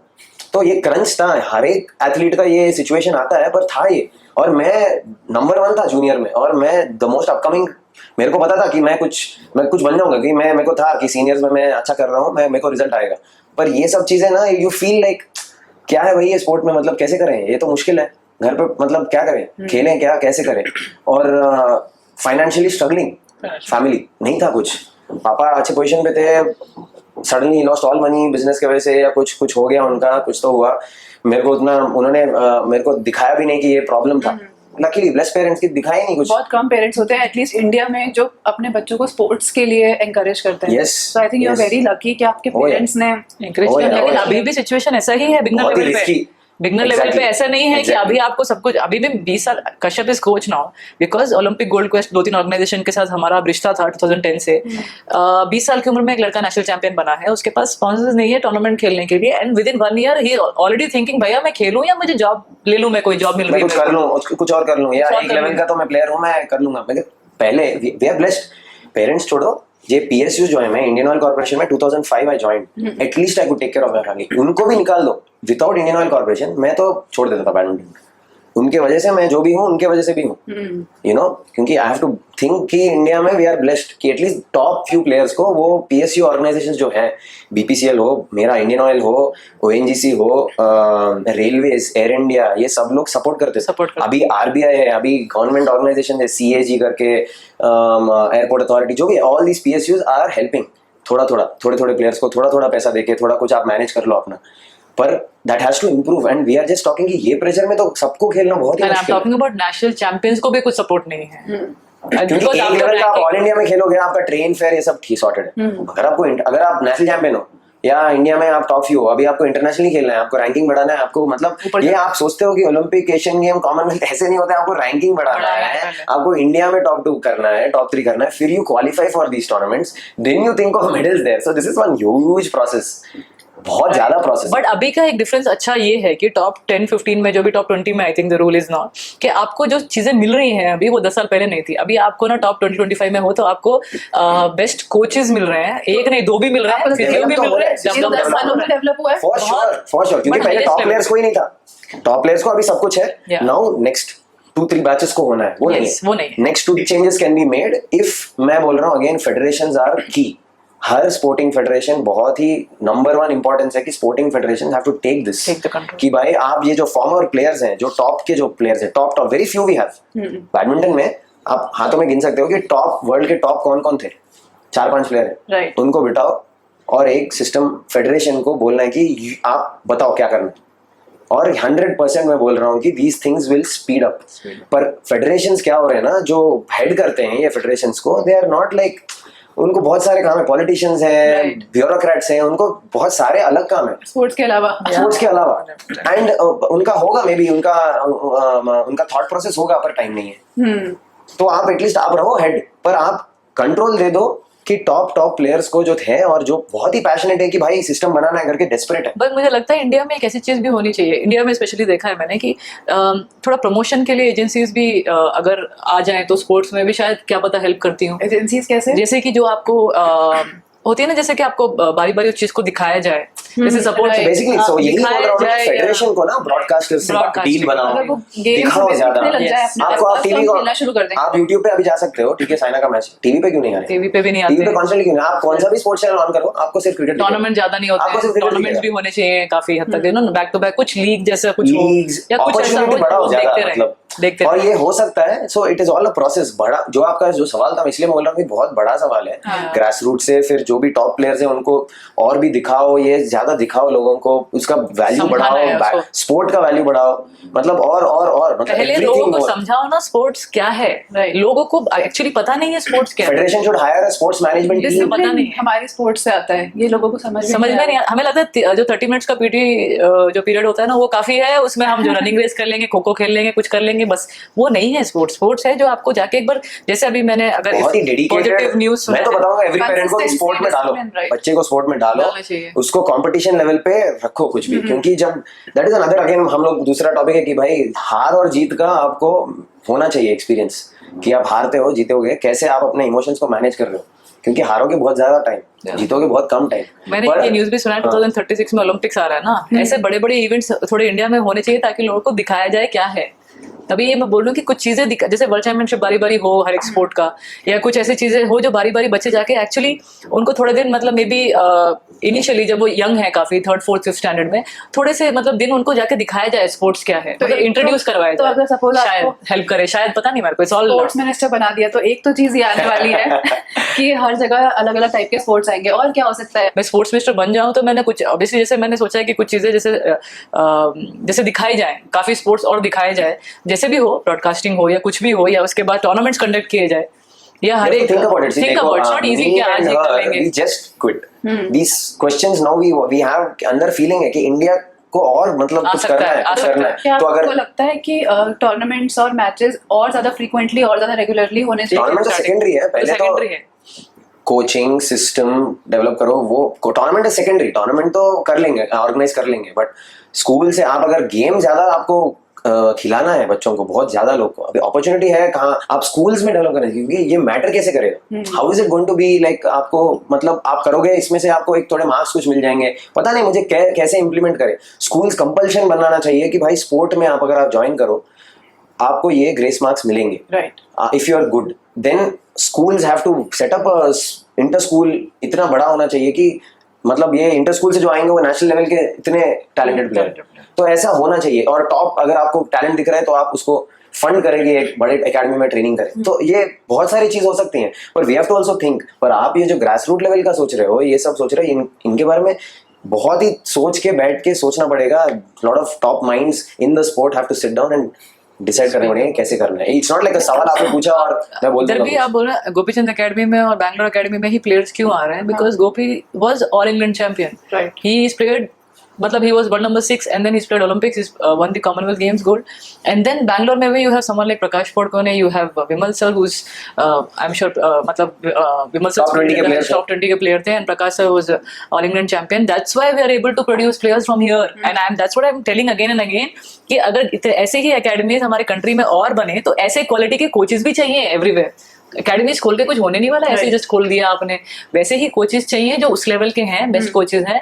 वैसे ही ट्रेनर्स और फिजियोस चाहिए ताकि प्लेयर बना सके. चाइना में यही तो डिफरेंस है. चाइना अगर स्पोर्ट्स मिनिस्टर बने ना कोई, मैं बोलूंगा हर फेडरेशन पे कंट्रोल चाहिए कि कौन है बॉस. जो टॉप प्लेयर हैं जिसे ने मेडल, आपके पास एग्जांपल है, जो टॉप प्लेयर हैं जो मेडल्स लेके आ रहे हैं, जो कोचेस हैं, उनको आइडेंटिफाई करो, उनको पूरा कंट्रोल दो. और एकेडमीज में भी डालो system. You can't please everyone. अगर मैं कोच हूं, मैं इधर रूम में सबको प्लीज नहीं कर सकता भाई. मुझे देखना है कि कौन मेडल जीतेगा और कौन है नेक्स्ट वाला, कौन है आपके. You not going to please everyone. आप ऐसा नहीं कि महान हो जाओगे कि सबके लिए मैं अच्छा हूं. ऐसा होगा ही नहीं. सिस्टम ऐसा बनते ही नहीं. तो मैं यही करूंगा कि स्पोर्ट्स फेडरेशन पे कंट्रोल लेके आओ, और कौन है जो एक्चुअली मेडल लेके आ रहा है, जो सिस्टम को चेंज कर रहा है, जो कंसिस्टेंटली प्रोड्यूस कर रहा है प्लेयर को, या जो टॉप प्लेयर हैं जिनके एक्सपीरियंसेस हैं, उनको इकट्ठा करो, उनको सेंटर्स दो, उनको साथ में काम करने को दो, और वो कंट्रोल करते हैं. ना कि कोई ब्यूरोक्रेट, ना कि कोई एडमिनिस्ट्रेटर, ना कि कोई पॉलिटिशियन, ना कि कोई ये.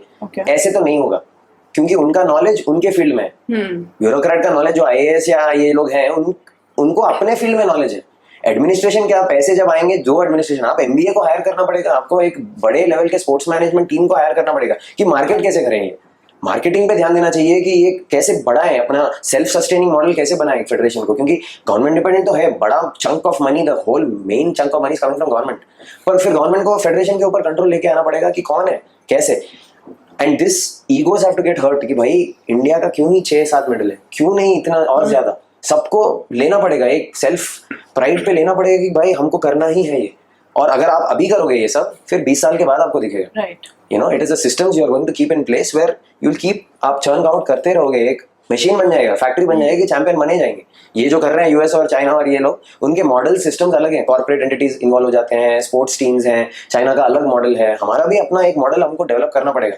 पर अगर आप टॉप माइंड जैसे ये हो, जैसे मैं हूँ, जैसे गोपी सर हैं, जैसे ये टॉप जो भी 5-6 लोग हैं, इनके आइडियाज को लेने पड़ेंगे. इनको ही कंट्रोल देना पड़ेगा कि भाई तू करके दिखा. I am giving you this time period, you show me what to do. And if I fail, I fail. China Throw me out. it's like, you know, every academy has got world champions या all England champions as coaches. ऐसे मतलब I'm talking about if you want to make them a highest level player. तो अभी जैसे हम south में बैठ के कश्यप से कोई पूछता है, मुझसे कोई पूछता है नॉर्थ वाला कि दीदी मैं कहाँ पे खेलूं, that is a question mark ना. अभी वहाँ पे कोई वर्ल्ड चैंपियन होता नॉर्थ में तो वो एक एकेडमी बना के वहाँ पे प्लेयर्स बना लेता.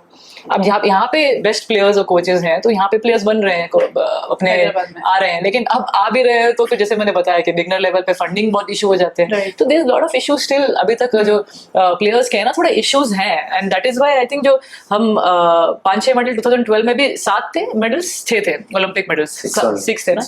तो अभी भी 6-7 पे ही हैं हम लोग. अगर हो सकता है तो 10 साल में हम लोग 20-30 तक पहुंच सकते थे. तो आई थिंक कहीं ना कहीं अभी भी बहुत स्लो है हमारा, और वही थोड़ा फंडिंग हो रहा है बट स्लो है थोड़ा. पर ये जो अगर आपने सही सवाल पूछा कि आप अगर कल स्पोर्ट्स मिनिस्टर बन जाए तो क्या करोगे, ये तो पक्का करूंगा. डेफिनेटली हम तो, मैं हर स्पोर्ट्स फेडरेशन पे कंट्रोल ले लूंगा और बोलूंगा कि भाई इसमें टॉप कौन थे, और उनके साथ एक बार बैठ के बात करो कि आपको करना क्या है. क्योंकि हर टॉप प्लेयर का ये, वो भी थक गए हैं अपने करियर से कि भाई इतना उन्होंने फाइट करी, उतना स्ट्रेस्ड है कि भाई इमीडिएटली. और एक आपने उनके ऊपर बोला रिस्पॉन्सिबिलिटी कि भाई आप बनाओ प्लेयर के 5 साल में आप चेंज करके दिखाओ, 4 साल में नेक्स्ट ओलंपिक साइकिल में आप चेंज करके दिखाओ, एक 2 ओलंपिक साइकिल में आप पूरा सिस्टम चेंज करके दिखाओ. It's a responsibility. And fire me if I am not good enough, but at least give me the responsibility, full responsibility. भाई तू try तो करना चाहिए. तू कर, तू whatever you do is right, you just do it, show it to me. Then if I fail, I'll back off, give it to someone else. है हर एक स्पोर्ट में ना हमारे पास है लेजेंड्स, उनको दो ये रिस्पॉन्सिबिलिटी, उनको हाई पेइंग सैलरीज जॉब्स दो क्योंकि मैं अगर कमिटेड होना चाहता हूँ, मैं क्या फ्री में काम करूंगा, मतलब what is it? Indian coaches का सैलरी भी आई थिंक क्वाइट मतलब कितना ये बहुत कम अलग है। ही इंडियन है। कोचेस का सैलरी भी कुछ कितना नहीं होगा? है। कैंप पे 50,000, 1 लाख, और आप फॉरेन कोच को बुलाओगे 10 लाख, 10 लाख 12 लाख सैलरी। सैलरीज है। तो this is another topic again कि भाई जो टॉप प्लेयर हैं, जो उन्होंने करियर से अपना कर चुके हैं, उनके भाई 30-35 पे फैमिलीज हैं, किड्स हैं, रिस्पॉन्सिबिलिटीज हैं।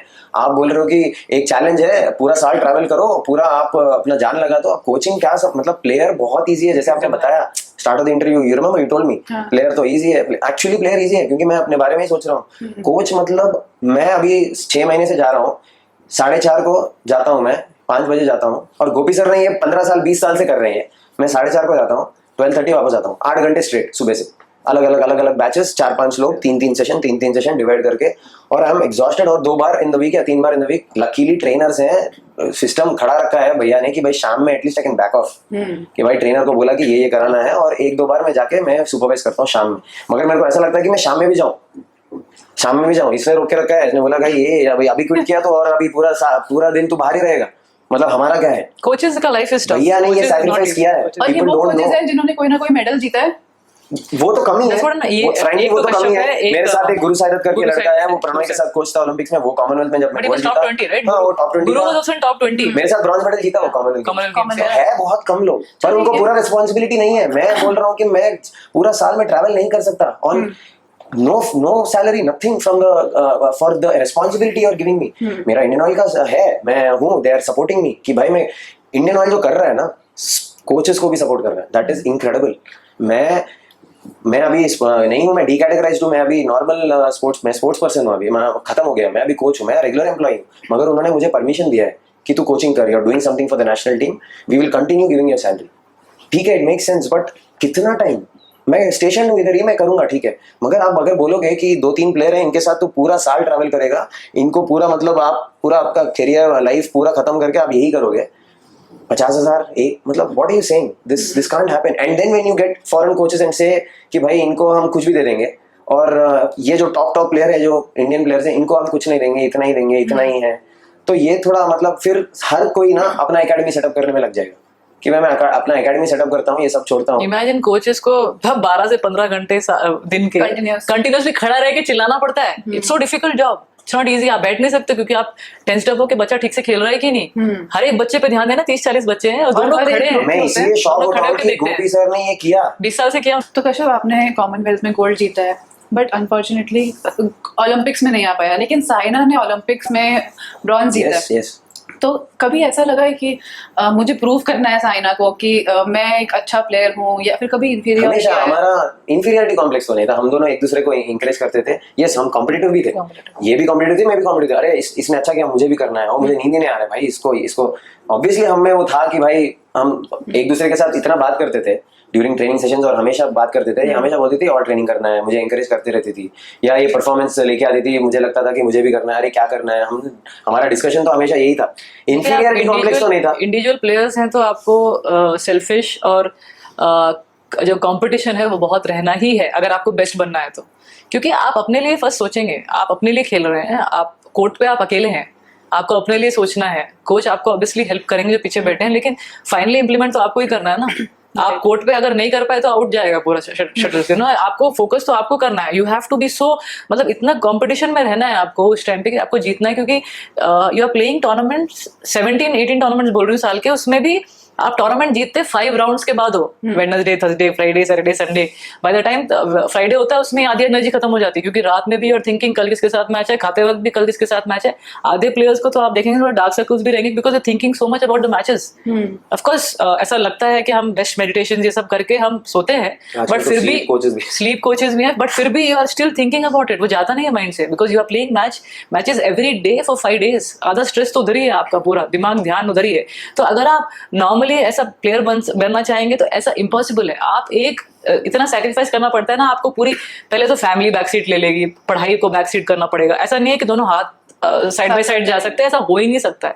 Very rare cases I have seen कि कोई कर सकता है, बट अगर आप एक चीज पे पूरा ध्यान दे रहे हो और बेस्ट बनना चाह रहे हो तो कभी ना कभी कुछ चीज छूट जाती है हाथ से। तो कभी आपके रिलेशनशिप में ऐसा हुआ है कि झगड़े होते हैं? क्यों नहीं होते हैं? होते हैं क्योंकि हम कॉम्पिटिटिव इतने Normal है भाई, हैं, वो तो। होता है। और हमारे मूड स्विंग्स भी ऐसे हैं, आपको लगेगा स्पेशल कुछ नहीं है। लड़ाई हुई है बैडमिंटन की वजह से नहीं, फॉर श्योर मूड नहीं, क्योंकि आप स्विंग्स। मूड स्विंग्स mood होते हैं swings ना। होते आप हैं। हर आपको एक समझना चाहिए कि ये how many tournaments have you one super series? 11-12 हुए 11-12 another you take another set of tournaments which is won the lower level tournaments she would have won 24, 30 tournaments ले लो आप 30 tournaments including all medals ये वो 30 tournaments और ये कितने साल से 15-20 साल से खेल रही है मतलब 20 into आप 20 tournaments खेल रहे हो per year 20 into 20 this is what 400 tournaments you would have played 400 tournaments में I'm telling she's won 30 400 tournaments में I would have won 3-4 we have lost so many times every time we have played हमने खेला match या tournament खेला कि मेरा life इसके ऊपर ही डिपेंडेंट है मूड स्विंग्स बहुत और हम हार रहे It's bad हैं mood हम हार रहे हैं हम जाके ट्रेनिंग कर रहे हैं हार रहे हैं जाके हारने के बाद रिएक्शन ऐसे होते हैं कि भाई मुझे खेलना ही नहीं है मेरे में कैपेबिलिटी नहीं है मेरे में और ये सोच के इमीडिएटली जिम जाएंगे कि भाई मुझे कल मेरे को ये सॉर्ट आउट करना है कल मुझे ये स्टैमिना का सॉर्ट आउट करना है या ट्रेनिंग का कुछ तो करना है मुझे वापस कॉन्फिडेंट बनना है मुझे जीतना है तो आप सोचो कि मूड स्विंग्स कैसे हो रहे हैं it's very tough to remain stable ये समझ आता नहीं है लोग एक बार हमको ओलंपिक में देखते हैं या एशियन गेम में देखते हैं भाई हम 20 टूर्नामेंट हार के जीत के आए हैं इधर तो बहुत ज्यादा मूड स्विंग है तो ऑब्वियसली अफेक्ट्स रिलेशनशिप लकी ये था कि ये हमेशा हम लोग साथ में रहते थे कि सुबह ट्रेनिंग हम देख रहे हैं बचपन से आई नो हिम तो थोड़ा सा ही अंडरस्टैंड्स व्हाट अगर नॉर्मल कोई होता ना बंदा मेरे साथ ये पागल है ये क्योंकि players are little mad you know players are not easy to tolerate पागल ही है भाई इजी नॉट हम नॉर्मल लोगों के थोड़े से इतने पास जाते भी नहीं है जब ऑब्वियसली जो नॉर्मल समझना मुश्किल है समटाइम्स डिफरेंट कि बहुत सारे एथलीट्स ऐसे पार्टनर चूज करते हैं कि भाई बैडमिंटन नहीं चाहिए भाई मैं कुछ और बात कर लूं हमको भी एक बार बात करना पड़ता था बीच में कि भाई लेट्स नॉट मैं इसको बोलता लेट्स बैडमिंटन का टॉपिक तो आज नहीं चलेगा फिर भी आ जाएगा वो कोई से तो घूम फिर के उधर आ जाएगा पर नहीं करना है बात only people who can understand you only people who can understand is your coach your parents and people who have seen you from childhood otherwise तो दूसरे सोचेंगे क्या है ये व्हाट अभी खुश है अभी सैड है अभी she is thinking about the match अभी again she is happy so the moments are like अपना जो मूड स्विंग्स है ना that is all depending on the match wins और जो हार जाते हैं फिर वो इंडिविजुअल के ऊपर डिपेंडेंट है वो टाइम पे मुझे ये कंफर्ट जोन लगा क्योंकि मेरा टॉपिक्स ये है हमेशा मुझे एनकरेज कर रही है क्योंकि तो हमेशा बैडमिंटन की बातें होती है बैडमिंटन की बातें होती हैं या मतलब सर्किट में है हम साथ में तो सपोर्ट सिस्टम वो है मतलब मैच में भी बैडमिंटन रहता है आपके कंफर्ट जोन है क्योंकि मैं जो फील कर रहा हूँ इसे समझ आ रहा है कि मैं अगर मैच हार गया she is being nice to me मतलब सेटल हो रही है और कोई कंपेनियन है क्योंकि ये अलग है ये आप रिलेशनशिप की बात कर रहे हो ना तो ये जो मैं कोलीग्स के साथ जो मैं जिनके साथ कंपीट कर रहा हूँ उनके साथ रूम चेंज कर रहा हूँ ठीक है until at least we got married until then तो मैं अपने अंदर की फीलिंग्स में अपने कॉम्पिटिटर्स को थोड़ी बताऊंगा भाई कि मैं ऐसा फील कर रहा हूँ ऐसा फील कर रहा हूँ she was a girl and that is different though I could express it to her same thing for her she can't express it ये तो मेरे से ज्यादा कॉम्पिटिटिव थी ये तो किसी से बात नहीं करती थी तो वो जो एक्सप्रेस कर सकती थी कि कैसे फील कर रही है वो मेरे साथ था तो ये बॉन्डिंग बन गया तो कभी कभी ऐसा होता है ना हम जब तो गुस्सा है ऐसे ही तो किसके ऊपर दिखाऊं भाई मैच जब हार जाते हैं ना कभी कभी साथ में खा रहे होंगे तो इतना सिचुएशन ऐसी हो जाती थी तो मैच खाने के टाइम पे कुछ याद आ जाता है तो सडनली खाना छोड़ के मैं इतनी दूर चली जाती थी मॉल में ये नहीं सिटिंग देयर ओनली ये क्या चली गई मैं फिर उसके बाद 2 मिनट के बाद मैं घूम फिर के फिर से आके यार आज हार गई यार फिर अब ऐसा था मूड हमारा यू ना कभी कभी तो just I don't talk to you ऐसा हो जाता था फिर 2 मिनट के बाद अच्छा वैसे हार गई क्या कर रहा है नेक्स्ट कैसे कर रहा है हमको तो समझ ही नहीं आता था कि हो क्या रहा है हार ने अपने इतने सारे टूर्नामेंट्स हारे भी हैं जी क्या सिखाया है जीतना सिखाया जीता है और तो क्या फिर कैसे जीती मैंने तो हारती नहीं तो और वैसे हारना नॉर्मल हारना इस अपने जैसे मेरे से पहले ना जैसे मैंने काफी इंटरव्यूज में आई थिंक बोला भी है कोई ऐसे भी नहीं थे कि जो बैक टू बैक जीत रहे हो ना ही मेन सिंगल्स में ना ही वुमेन सिंगल्स में ऐसा कोई नहीं था कि हम बैक टू बैक जीत रहे हैं हमारा नाम एवरी टूर्नामेंट में कोई सुपर सीरीज जीत रहे हैं या कुछ जीत रहे हैं कुछ नहीं था मेरा सिर्फ एक ही था कि मैं अपने फ्रेंड्स के साथ थोड़ा टाइम पास कर लूँ स्कूल से पहले और फिर मैं कुछ बाद में भी कर लूँ मैं कैसे प्रोफेशनल प्लेयर बन गई प्रोफेशनल प्लेयर बनने के बाद जो मेरा क्लिक हुआ जैसे मैंने चाइना वाले को मारा क्वार्टर्स में सेमीज में फाइनल्स में वर्ल्ड नंबर 1 को भी हरा दिया मैंने तो वो क्लिक हुआ क्योंकि मैंने मेहनत करी और कुछ जो मेरे पेरेंट्स ने मुझे बोला कि चाइना वाले रोबोट्स नहीं है वो भी इंसान ही है उनको हराना है बस ये माइंड में रखो तो जो हार्डवर्क करती गई मैंने and then slowly I started feeling कि ये मेरा जॉब है मैं अच्छा कर रही हूँ इसमें I got job because of this Bharat petroleum में जैसे इंडियन ऑयल में मिला मुझे भारत पेट्रोलियम में मिला फिर उसके बाद जो योनेक्स करेक्ट टाइम पे आए जो मुझे स्पॉन्सर करने लग गए slowly this became like my job अब जॉब में आप रोज 9 to 5 करना ही है आपको मेरे पापा को देखा 30-40 साल 9 to 5 बेचारे तबियत खराब होने के टाइम पे भी गए हैं ऑफिस वो तो मेरे को फीवर हुआ थोड़ा सा कभी लूज मोशन हुए कुछ भी हुआ मैं जाके खेली मुझे खेलना ही है बेस्ट बनने के लिए हम कितने डिफिकल्ट सिचुएशंस में लेडीज का तो प्रॉब्लम्स भी होते हैं आपको पता है उस सिचुएशन में भी जाकर प्रैक्टिस करे हैं हमने we play tournaments in that situations तो ये सब तो normal part of life job है आपका ये you can't sit at home सोच के कि आज फीवर हो रहा है या आज मुझे तबीयत ठीक नहीं है हाँ अगर एक्सट्रीम सिचुएशंस है तो obviously you will have to take care of yourself but if you can manage it just make yourself little bit here strong कि मैं मैनेज कर सकती हूँ, तो डेफिनेटली आप जाइए, क्योंकि आपके अपोनेंट्स भी नॉन स्टॉप ट्रेनिंग कर रहे हैं, back to back every day. मैंने तो सुना है वो माइकल फेल्प्स का, तो मैंने इंटरव्यू भी सुना है कि संडे को भी 8 घंटे करता था वो, इसलिए 8 गोल्ड मेडल लेके बैठा है वो स्विमिंग में। एनीवन जो नॉन एथलीट्स हैं उनके जैसे इश्यूज हैं, जैसे थोड़ा मेंटली डाउन होते हैं, ये थोड़ा एडवांटेज है स्पोर्ट एथलीट्स को, क्योंकि ये देख के ना इनको स्टेबल हो जाते हैं ये कि भाई इतना इफेक्ट नहीं करता है उनको, इतना इफेक्ट नहीं करता है कि भाई वापस जाके मेहनत करना, वापस again I have another time, again again again again, and यही लाइफ है। मतलब स्ट्रगल नॉर्मल है, मुझे हमेशा ऐसा लगता है कि मैंने कहीं पढ़ा भी, suffering and struggle is normal. I think life is like that कि आप सफर करो, स्ट्रगल करो, ये तो नॉर्मल ही है, करो, क्योंकि आप कौन है भाई इतना कि खुशी खुशी कितना देर आप ऐसे चिल करके बैठोगे, कुछ तो करना है, और उसमें स्ट्रगल है और उसमें सफरिंग है, वही तो एंजॉयमेंट है। जर्नी इतना अच्छा था, तो इतनी सफरिंग है तो कभी ऐसा फील होता है कि अब सब छोड़ देना चाहिए, अब मेरे को बस रिलैक्स करना है? क्यों पोडियम पे साइना नेहवाल कितने बन जाते हैं फिर, या सिंधु कितने बन जाएंगे, या कश्यप कितने बन जाएंगे, श्रीकांत, अभी तो बोल रहे हैं 3-4 ही तो प्लेयर है, नाम पे उंगलियों पे गिन सकते हैं, नीरज चोपड़ा एक ही तो बन पाया फिर, राइट। तो that's what I am saying कि आप बने ना, नाम आपका सब लोग जानते हैं आज, क्योंकि आपने वो सफरिंग और स्ट्रगल किया है, and that's what I am saying, it's not easy. आप ऐसे रोज कर करके माइंड में आ जाता है। इनिशियली तो बचपन में तो आपको नहीं लगता ना, 8-9 साल में तो आप भागना चाहते हैं कि मम्मी पापा गाली दे रहे हैं या कोचेस डांट मार रहे हैं, भागना चाहते हैं। हमको ये हमेशा लगता था, ये बचपन में हमारा जर्नी ऐसे ही था कि भाई मेरे में कैपेबिलिटी, हारने के बाद लगता है मेरे में कैपेबिलिटी नहीं कर सकते, फिर इमीडिएटली एक we'll snap out of it after 20-30 minutes, अरे मुझे पसंद है यार, लेकिन बचपन में 9-10 इयर्स में यू डोंट नो ना, you want to become, your mom pushed you, right? That's how you 12-13 साल में तो तेरे माइंड में आ गया कि अब मुझे जीतना है, वरना 9 to 12 वो टाइम में तो सोचा नहीं, वो टाइम में तो अच्छा प्लेयर बनना है, पर वंस इट बिकम सीरियस कि वो मुझे जीतना है, और जब तुम हारोगे, that is when you are asking me, right, ये सफरिंग क्या है, आप पूछ रहे थे ना अभी। मैंने कहा जब इतनी सारी सफरिंग्स होती हैं तो कभी मन करता है कि बैडमिंटन अब मेरे को छोड़ देना चाहिए? 100% रोज ही सोचते हैं, रोज सोचते हैं। हमारा ना प्रैक्टिस ट्रेनिंग शेड्यूल में वेडनेसडे और सैटरडे को मैच प्ले होता है। वेडनेसडे को हार गया, मैं डिप्रेस हो जाता था, मैं रात में सो नींद नहीं आया, क्या खेला आज करके, ऐसे कैसे हार गया तू, या इतना गंदी परफॉर्मेंस कैसे दिया तूने।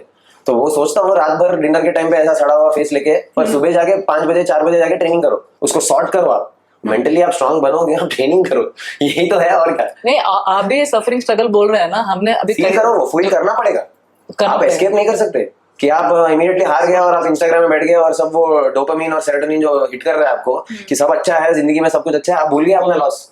ऑल्सो जो आप बैठो उसके साथ, 25 साल जो खेले हो, जो इंजरीज हुई है हमें, मैंने गेम थोड़ा सा बैक सीट दिया है क्योंकि मेरा कार्टिलेज नी का पूरा चला गया है, तो कोई ऐसा क्यों सहन करेगा अपने बॉडी के साथ। मैंने मेरी नी पूरी ऑलमोस्ट कार्टिलेज उसका पूरा चला गया है, इसलिए मैं ऑलमोस्ट, मेरे को आर्थराइटिस जैसी सिचुएशन है, मेरा नी मोटा हो जाता है, मेरे शोल्डर में टेंडनाइटिस हो चुका है जो इतना दर्द देता है।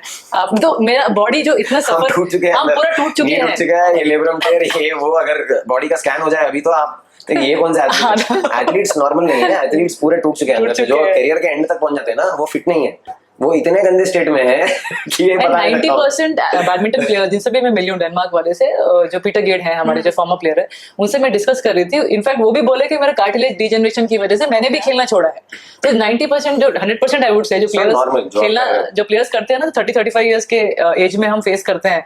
आधा टाइम जब नी स्टेप्स चढ़ते हैं, हम उतरते हैं, जो दर्द होता है मेरे नी में, और जो ऑब्वियसली बैक में दर्द होता है, इतना बेंडिंग करा होगा पूरी लाइफ में हमने, 25 साल जो बेंडिंग भी हुआ है सब लोग। मैं अभी जो ओलंपिक्स का जो ये मैं कर रहा था, ये कमेंट्री, जो वीरेन अस्किन, वो बोले हॉकी प्लेयर्स की पूरी बैक टूट चुकी है, बेंडिंग रहता है ना, क्योंकि वो बेंडिंग के ऊपर इतना फिजिकल स्पोर्ट है। हम हमारे नीज, हमारे शोल्डर्स गए, किसी और के कुछ और हो गए, और एथलीट जो रिटायर हो चुके हैं ना, वो कमेंट्री कर रहे थे ना, सबका यही था हमारा डिस्कशन कि भाई तो बॉडी टूट चुकी है। हमें हंसी भी आता है कि हमारी बॉडी टूट ऑलरेडी, जैसे 70-75 ईयर्स में होती है ना, वैसी बॉडी हो चुकी है हमारी, लेकिन हमने फाइनली, मैंने एक दिखते कैसे 17 के नहीं, वो ऑब्वियसली वो तो अलग है, वो अलग चीजें जो मतलब एथलीट्स को फेवर कर रहा है कि भाई आप दिखते यंग हो, आप फिट लगते हो, ये वो, पर अंदर अगर स्कैन कर लिया जाए तो बोन्स पूरे टूटे हुए। और वो क्योंकि हमने इतने साल इसको जॉब बना के किया है, हमने 25 इयर्स एक स्पोर्ट को देना इज नॉट इजी, सफरिंग है, you are killing yourself, I know, but finally आप अपने, अगर ओलंपिक मेडल नहीं है आपके हाथ में, वो है ना, वो आपका सोच है, दुख होता है, वो अच्छा लगता है, मेडल चाहिए, वो चाहिए, वो अच्छा लगता है, वो आप थोड़ा विजुअलाइज करोगे, ड्रीम है आपका कितना अच्छा, कि पैसे बनेंगे, फैमिली अच्छा लगेगा, आपको फेम आएगा, ये सब these things keep pushing you all the time. तो सफरिंग नहीं लगता है, हर किसी को ऐसा नहीं लग रहा है कि भाई मैं रोज आऊं, क्योंकि कुछ एंड रिजल्ट अच्छा दिख रहा है, हो सकता है, ये हो सकता है, पर ये टॉप प्लेयर्स की बात कर रहा हूँ जो almost on the brink of achievement है। तो हर किसी को तो, मगर मैं बोल रहा हूँ general population, everyone, they have to get used to this concept कि भाई सफरिंग और स्ट्रगल तो नॉर्मली है, किसी फील्ड में आपको एक्सेल करना है तो नॉर्मली है ये, मैं भी डिस्कस करती हूँ जब अपने पेरेंट्स से भी, तो ऐसा लगता है मैं भी सिर्फ कॉलेज चले जाती, थोड़ा मूवीज अपने फ्रेंड्स के साथ बैठ के कॉफी पीते, अच्छा टाइम पास, मतलब टीवी देखते साथ में सब फ्रेंड्स मिलके। ऐसा मौका हमने भी फर्स्ट हॉलीडे, पता है हमने जब हम वी स्टार्टेड डेटिंग में भी 2006-7 में, फर्स्ट हॉलीडे हम 2020 में गए। Can you believe it? Players tournaments पूरा टूर करते हैं, पर वो अलग है ना, हार के ट्रेनिंग करना पड़ेगा सर्किट में, या तो आपका कोर्टशिप पीरियड सारा कोर्ट में ही हो गया। Literally courtship. और 2020 में मैं बोल रही हूँ फर्स्ट टाइम हम हॉलीडे भी 2020 में गए। क्योंकि मैं हमेशा सोचता था इसको कि भाई कहीं तो हॉलीडे चले जाएंगे हॉलीडे, ठीक है। अदर प्लेयर्स हैव गॉन कि क्यों अलग अलग कॉन्सेप्ट्स में। इंडिया में हम लोग ऐसे थे कि भाई ट्रेनिंग मिस नहीं करनी है, और थोड़े ज्यादा ही स्ट्रिक्ट थे हम। टाइम तो बना सकते थे सर्किट में कि भाई एक हफ्ता हम चले गए हॉलीडे को, पर हमने नहीं गया कि इसका एटीट्यूड नहीं था कि ट्रेनिंग करना है हमेशा। मेरा एटीट्यूड था कुछ और, मैं उसको पूछता था। मैं गया दोस्तों के साथ 1-2 बार गया, पर साल में प्रॉब्ली 1 बार गया हूँ कि ये नहीं आई, ऐसा नहीं है। पर एक्चुअली हमने एक हॉलीडे लिया, प्रॉपर हॉलीडे 2021 में, ऑलमोस्ट आफ्टर लॉकडाउन के बाद। जो शायद ये भी एक रीजन है कि आप दोनों साथ में खुश हो। ज्यादा साथ में रहते हैं, प्लेयर्स का एटीट्यूड भी अलग होता है ना, कईयों को थोड़ा ज्यादा सीरियस होता है। रिलेशनशिप की बात आप ना, हर रिलेशनशिप एक ही है, ऐसे नहीं कि हम मतलब हेवन आसमान में है, कंफर्ट जोन में, और हमको वर्क करना पड़ेगा, ये अलग है, ये टॉपिक ही अलग है। फिर everyone has to work on the relationship. ऐसे नहीं कि भाई we have struggles, we fight, we have quarrels, we have issues, हम लड़ते हैं, डिसअपॉइंटमेंट है, ये तो ये तो फिर ये अलग टॉपिक हो गया। ये सब हस्बैंड वाइफ सबका यही सिचुएशन है भाई, ऐसा कुछ नहीं। ऐसा लड़ रहे हम पैदा हो गए स्पेशल, ऐसा कुछ नहीं हो जाए, लड़ना है टाइम पास में, लड़ना है, गंदी लड़ाई होती है, ऐसा कुछ नहीं। कितनी देर तक चलती है? मतलब 2-3 घंटे चल लेती है भाई, मतलब हो जाता है, लड़ाई बहुत होती है, वो भी सेटल हो चुका है। पहले तो बहुत ही गंदी होती थी, अभी थोड़ी ठीक होती है, अभी थोड़ी साथ में अलग अलग रीजंस है, पर कंफर्ट जोन है, you get used to it। Next moment में फिर देख के शक्ल हंसी आ जाता है, फिर क्या कर सकते हैं, वो होता है क्योंकि हम वी नो नहीं है, मतलब नहीं because he will make me laugh, not that हम गुस्सा करते हैं फिर थोड़ी देर बाद फिर रेजिस्ट नहीं होता ना, इतना देर कैसे गुस्सा हो सकता है, फिर हंसी आ जाती है। कंफर्ट जोन आते हैं, we think you are talking about 2005-6 से 24 now, 17-18 years, and we just got married in 2018, पर 17 years से जानते हैं तो वो अलग है। पर फाइट्स तो गंदी हो चुकी हैं, बहुत सारे हो चुके हैं, बहुत सारे। ये लाइफ के सवाल ना, ये अलग है, ये कुछ स्पेशल नहीं है। हम उतर आए कि हम दोनों एक कपल हैं और ये बहुत स्पेशल है, ऐसा कुछ नहीं है। सब लोग को अपना रिलेशनशिप पे काम करना पड़ेगा। और आधा टाइम मेरा जो फाइट होता है, मेरे माइंड में कुछ चल रहा होगा या किसी से मैं इरिटेटेड होऊंगा, उनका नेचर अलग है, मेरा नेचर आ जाता है गुस्सा, बस ये नेचर से डिफरेंट, हम अलग इंडिविजुअल्स हैं। वो बाउंड्री रेस्पेक्ट करना पड़ेगा, वो है मतलब मेरा स्पेस है, इसका स्पेस है। तो आप जैसे दोनों ही बैडमिंटन प्लेयर हो, तो कभी ऐसा होता है कि मतलब यूजुअली ना लोग अपने प्रोफेशन वाला पार्टनर नहीं चूज करते हैं, आपने दोनों, तो आपको इन्फ्लुएंस होता है, मतलब आपकी गेम बेटर होती है, आप के कश्यप आपके साथ है, वो खुद एक कोच है, तो बेटर होती है, या आपको लगता है कि नहीं यार, नहीं एक्चुअली जितने भी साल मैंने खेला है बेटर रहेंगे? नहीं, जितने भी साल मैंने खेला है, इतने सारे टाइम कश्यप ने मुझे एडवाइस दी होगी, इसलिए जो आज ये कोच भी बने हैं ना, because of that nature only, he is got the nature of giving edge. तो बहुत ज्यादा इसको मतलब अच्छा लगता है गेम देखना, चाहे उस टाइम पे obviously when he was playing, men का हो या वुमेन का हो, he used to analyse a lot, अच्छा लगता था इसको एनालाइज करना। तो स्पेशली जब मैं कहीं स्टक हो जाती थी या कुछ मुझे लगता था कि डिफिकल्ट हो रहा है मेरे गेम में, तो he used to always help me, give me good ideas कि ऐसा ट्रेनिंग कर, ऐसा I think you will come out of this. Obviously मतलब इट्स नॉट इजी के एडवाइस दे दिया और आप निकल आएंगे, बट आप इंप्लीमेंट करके देखिए, क्या पता आप उस सिचुएशन से निकल आए। और इतने बार, in fact in 2016 also when I won the Australia Open, he was after his training was writing diary में, लिखता था कि आज इसके साथ है तेरा, रचनॉक के साथ है, आज वैंग हैन के साथ है, आज फाइनल सुनियो के साथ है। He used to write such big paras about the match, कैसे खेलना है, and he used to send me also, although I have won the tournament finally, and I was like oh my god with the kind of advice he give. Australia Open जो के पहले था, वो Johnson physio crowd में बैठा था और मैं उसको मैसेज कर रहा था, भाई ये चिल्ला, अभी ये चिल्ला, क्योंकि मैं तो इंडिया में, I didn't go for the tournament, injury हो गया था मेरा, मेरा सर्जरी हुआ था and I didn't go for the tournament, और वो मिस कर गया, मैं ओलंपिक्स के पहले था। So he was telling, he was non-stop messaging, because sometimes when you play, मैं उसको बोल रहा चिल्ला के, मेरे को सुनाई दे रहा है, टीवी पे देख रहा हूँ मैं सुनाई दे रहा है, और ऑब्वियसली क्राउड का नॉइज है, तो मैं उसको बोल रहा था कि भाई ये चिल्ला, ये स्टेज पे ऐसे चिल्ला, गेम का इंटरवल है ये। That's what happens when you play individual. You forget in the tense situations, तो क्या बोला है आपके कोच ने भी, you forget it because it's tense situation. So I'm just getting desperate. Someone has to say from outside कि कर के खेल, तो he was not there, तो physio was sitting in the crowd, and मेरे जो कोच थे वो भी tense situation में थे जो उधर थे, तो then physio is shouting from outside कि ये कर वो कर ये कर, so obviously the crowd was like, इतने सारे Chinese भी थे क्योंकि I was playing with China, and obviously Indians भी बहुत सारे थे, तो they were not letting me मतलब actually think, क्योंकि pressure इतना ज्यादा था। But although last I think third game I won 21-18 और 19, तो लास्ट में मुझे वो एक पॉइंट रियलाइज, मतलब सुनने आ जाता है ना तो डिफरेंस बना देता है, तो वो लास्ट में एक पॉइंट खेला मैंने, ऐसे मैंने मैच वो निकाला। And then in 2018 also when I was feeling little stuck in my game. 2018 में मेरे को मार्च कॉमनवेल्थ गेम्स जब मैं गोल्ड जीती उसके बाद अप्रैल मई जून जुलाई में थोड़ा स्टक फील करने लगी फिर से थोड़ा सा. तो then Kashyap was also playing and then suddenly he got little injured. तो उसने बोला कि अब तेरा एशियन गेम्स आ रहा है, Asian Games is also very important, and then we have Denmark Open after that. तो इसने एक प्लान बनाया कि और अभी मेरे पास टाइम है and you are asking me as well, तो मैं तेरे को लिख के देता हूँ, ये हेल्प करेगा तो very good. And then of course Gopi sir ये तो हैदराबाद में था. मैं हाँ Asian Games, but Gopi sir को पूछा कि भाई मैं 3 महीना रिहैब है वापस, मेरे तो करियर पूरा इंजरीज ही है मेरे, और जैसे आपने स्ट्रगल्स और ये बोला ना, ये पार्ट ऑफ द प्रोसेस है ये. तो मैं काफी इंजर्ड था, मैं इंजरी प्रोन था मेरा बॉडी. तो ये 3 महीने थे मेरे पास ये 2018 में, और ये फील स्टक कर रही थी. तो मैं बोला मुझे भी मतलब बैडमिंटन से दूर भागने का मन कर रहा था कि भाई बस, कि ऐसा लग रहा था मुझे 2018 में भी लग रहा था मुझे. तो पर मैं इसको लग रहा था कि इसको हेल्प चाहिए, फील स्टक फील कर रही है. तो मैंने भैया को पूछा कि भैया 3 महीने मुझे हैंडल करने दो साइन. That is his greatness I should say, कि भाई he said okay take care. लेकिन कभी ऐसा होता है कि गोपी सर और आपके थॉट्स मैच नहीं कर रहे, आपको लगता है ऑब्वियसली मैच नहीं करेंगे, हर चीज मैच नहीं करेंगे, मगर मैं डिस्कस करके दोनों ने हेल्प किया मेरे को. लड़ाई I got the medal in 2018 Asian Games, मेरे को ब्रॉन्ज मेडल आया. एंड देन 2018 डेनमार्क ओपन में फाइनल्स भी खेली. I lost to Tai Tzu Ying, but 3 games tough match हुआ था. And then I won the mainly you beat those Indonesia Open after 6 times head to head, 6 times और Okuhara. But that is the finals का, क्योंकि दोनों का आपका और अगर हम दोनों का एक ही गोल है कि किसी को जिताना है. आपके आइडियाज है, मेरे आइडियाज है, दोनों इंप्लीमेंट करके you will come to a situation where हाँ ये करा देखते हैं. क्योंकि हर चीज ट्रायल एंड एरर है. ये नहीं कि आप ही सही हो मैं गलत हूँ. पहले कराना है ना, पहले उसको करना है, फिर वो इंप्लीमेंट हो रहा है, वो अगर जीत रही है नहीं क्या हो रहा है, you will figure it out. आपको समझ में आ जाएगा, प्रोसेस है. पर लड़ाई तो नहीं होगी, आइडियाज अलग होंगे, डिस्कस करोगे.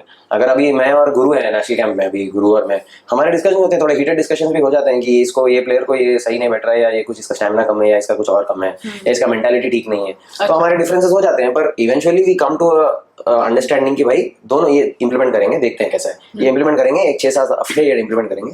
डिस्कशन है. अगर आप टॉप प्लेयर हो, आपको पता है कैसे हैंडल करना है, तो आप हैंडल कर सकते हो. ये प्रेशर, ये सिचुएशन, ये डिसीजन मेकिंग सिर्फ टॉप प्लेयर्स को ही समझ में आएगा. There is no point discussing it अलग नीचे लेवल्स पे. कुछ अलग इश्यूज हैं, ये तो टॉप के आप डिसीजन मेकिंग बोल रहे हो, जो थोड़े लोग को ही समझ में आएगा. तो जब आप डेट्स पे जाते थे, हम श्योर अभी भी जाते होंगे, डेट्स में हमारे हमेशा फ्रेंड्स के साथ कोई डेट ऐसा नहीं था कि हम सेपरेटली गए. पर आपने फिल्मी स्टाइल में कुछ नहीं हुआ है. 2020 में तो गए थे ना, फ्रेंड्स के साथ ही गए थे. फ्रेंड्स के साथ ही गए थे. कहां गए थे? मालदीव्स गए थे जब खुला था लॉकडाउन के बाद. That was the first time we went with couple of friends only. अरे यार हां, शेयर ऐसा कुछ पहला डेट. पहला डेट मतलब आई डोंट नो, आई मीन वो तो बहुत पहले था. सान्या ब्लशिंग. नहीं मैं हंसा था. फ्रेंड्स ही थे बात कर रहे हो या ये आप 2020 का बात कर रहे हो या पहले का जो पहला डेट था? पहला डेट कब गए हम लोग? वो तो एक मूवीज पे जाते थे ना. अच्छा, हाँ. First time we used to go to movies. I remember I mention it in the last interview podcast also कि हम लोग बदमाश कंपनी जब भी रिलीज हुआ था ना, वो 3 दिन बैक टू बैक गए हम लोग. मूवी भी अच्छा लग रहा था, मूवी अच्छा था. मूवी देखने गए थे. हमको तो पसंद आया. हम तो टाइम पास फर्स्ट टाइम हम दोनों साथ जा रहे थे. 2010-11 की बात.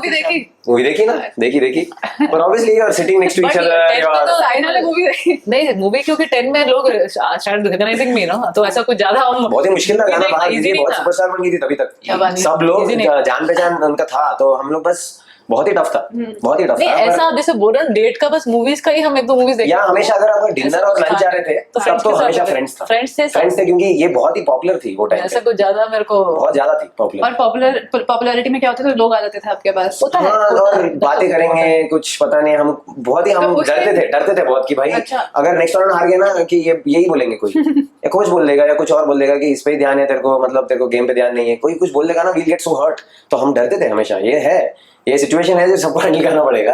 हमको भी पता नहीं था. और मम्मी भी ऐसी थोड़ी स्ट्रिक्ट थी कि तू ये घर जाती थी. मैं नेशनल कैंप में, मैं एकेडमी में था, तो हमारे सिचुएशन अलग थे. ये घर से इसको पेरेंट्स स्ट्रिक्ट थे इसके भी. मैं एकेडमी में था, इतना इजी नहीं था कि मैं ऐसे ही करूं. और मैं हम लोग का सोच हमेशा की ट्रेनिंग, हमारा सेल्फ चेक भी ऐसे ही था कि भाई ज्यादा बाहर जाओगे तो हाँ हार जाओगे. अच्छा, तो चुपचाप आप सीरियस रहो, फोकस्ड रहो. और हमारी बातें भी ऐसे रहती थी, कल ट्रेनिंग क्या करना है, बट अब तो बैलेंस्ड हो गया ये सब कि इतना घंटा ट्रेनिंग करनी है, इतना घंटा में. तब तक तो हाँ शॉर्ट हो गया था. तब तक तो हम बाहर जाते थे ऐसे ही, मतलब डिनर्स लंचेस. नहीं, कुछ ज्यादा फिल्मी स्टाइल में से कुछ था नहीं. प्लेयर्स का ऐसा आई डोंट थिंक होता भी हो ज्यादा.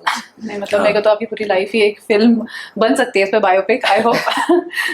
डिफिकल्ट सिचुएशन से निकल के आए हैं और जीता है, and that is what is I think it makes it special.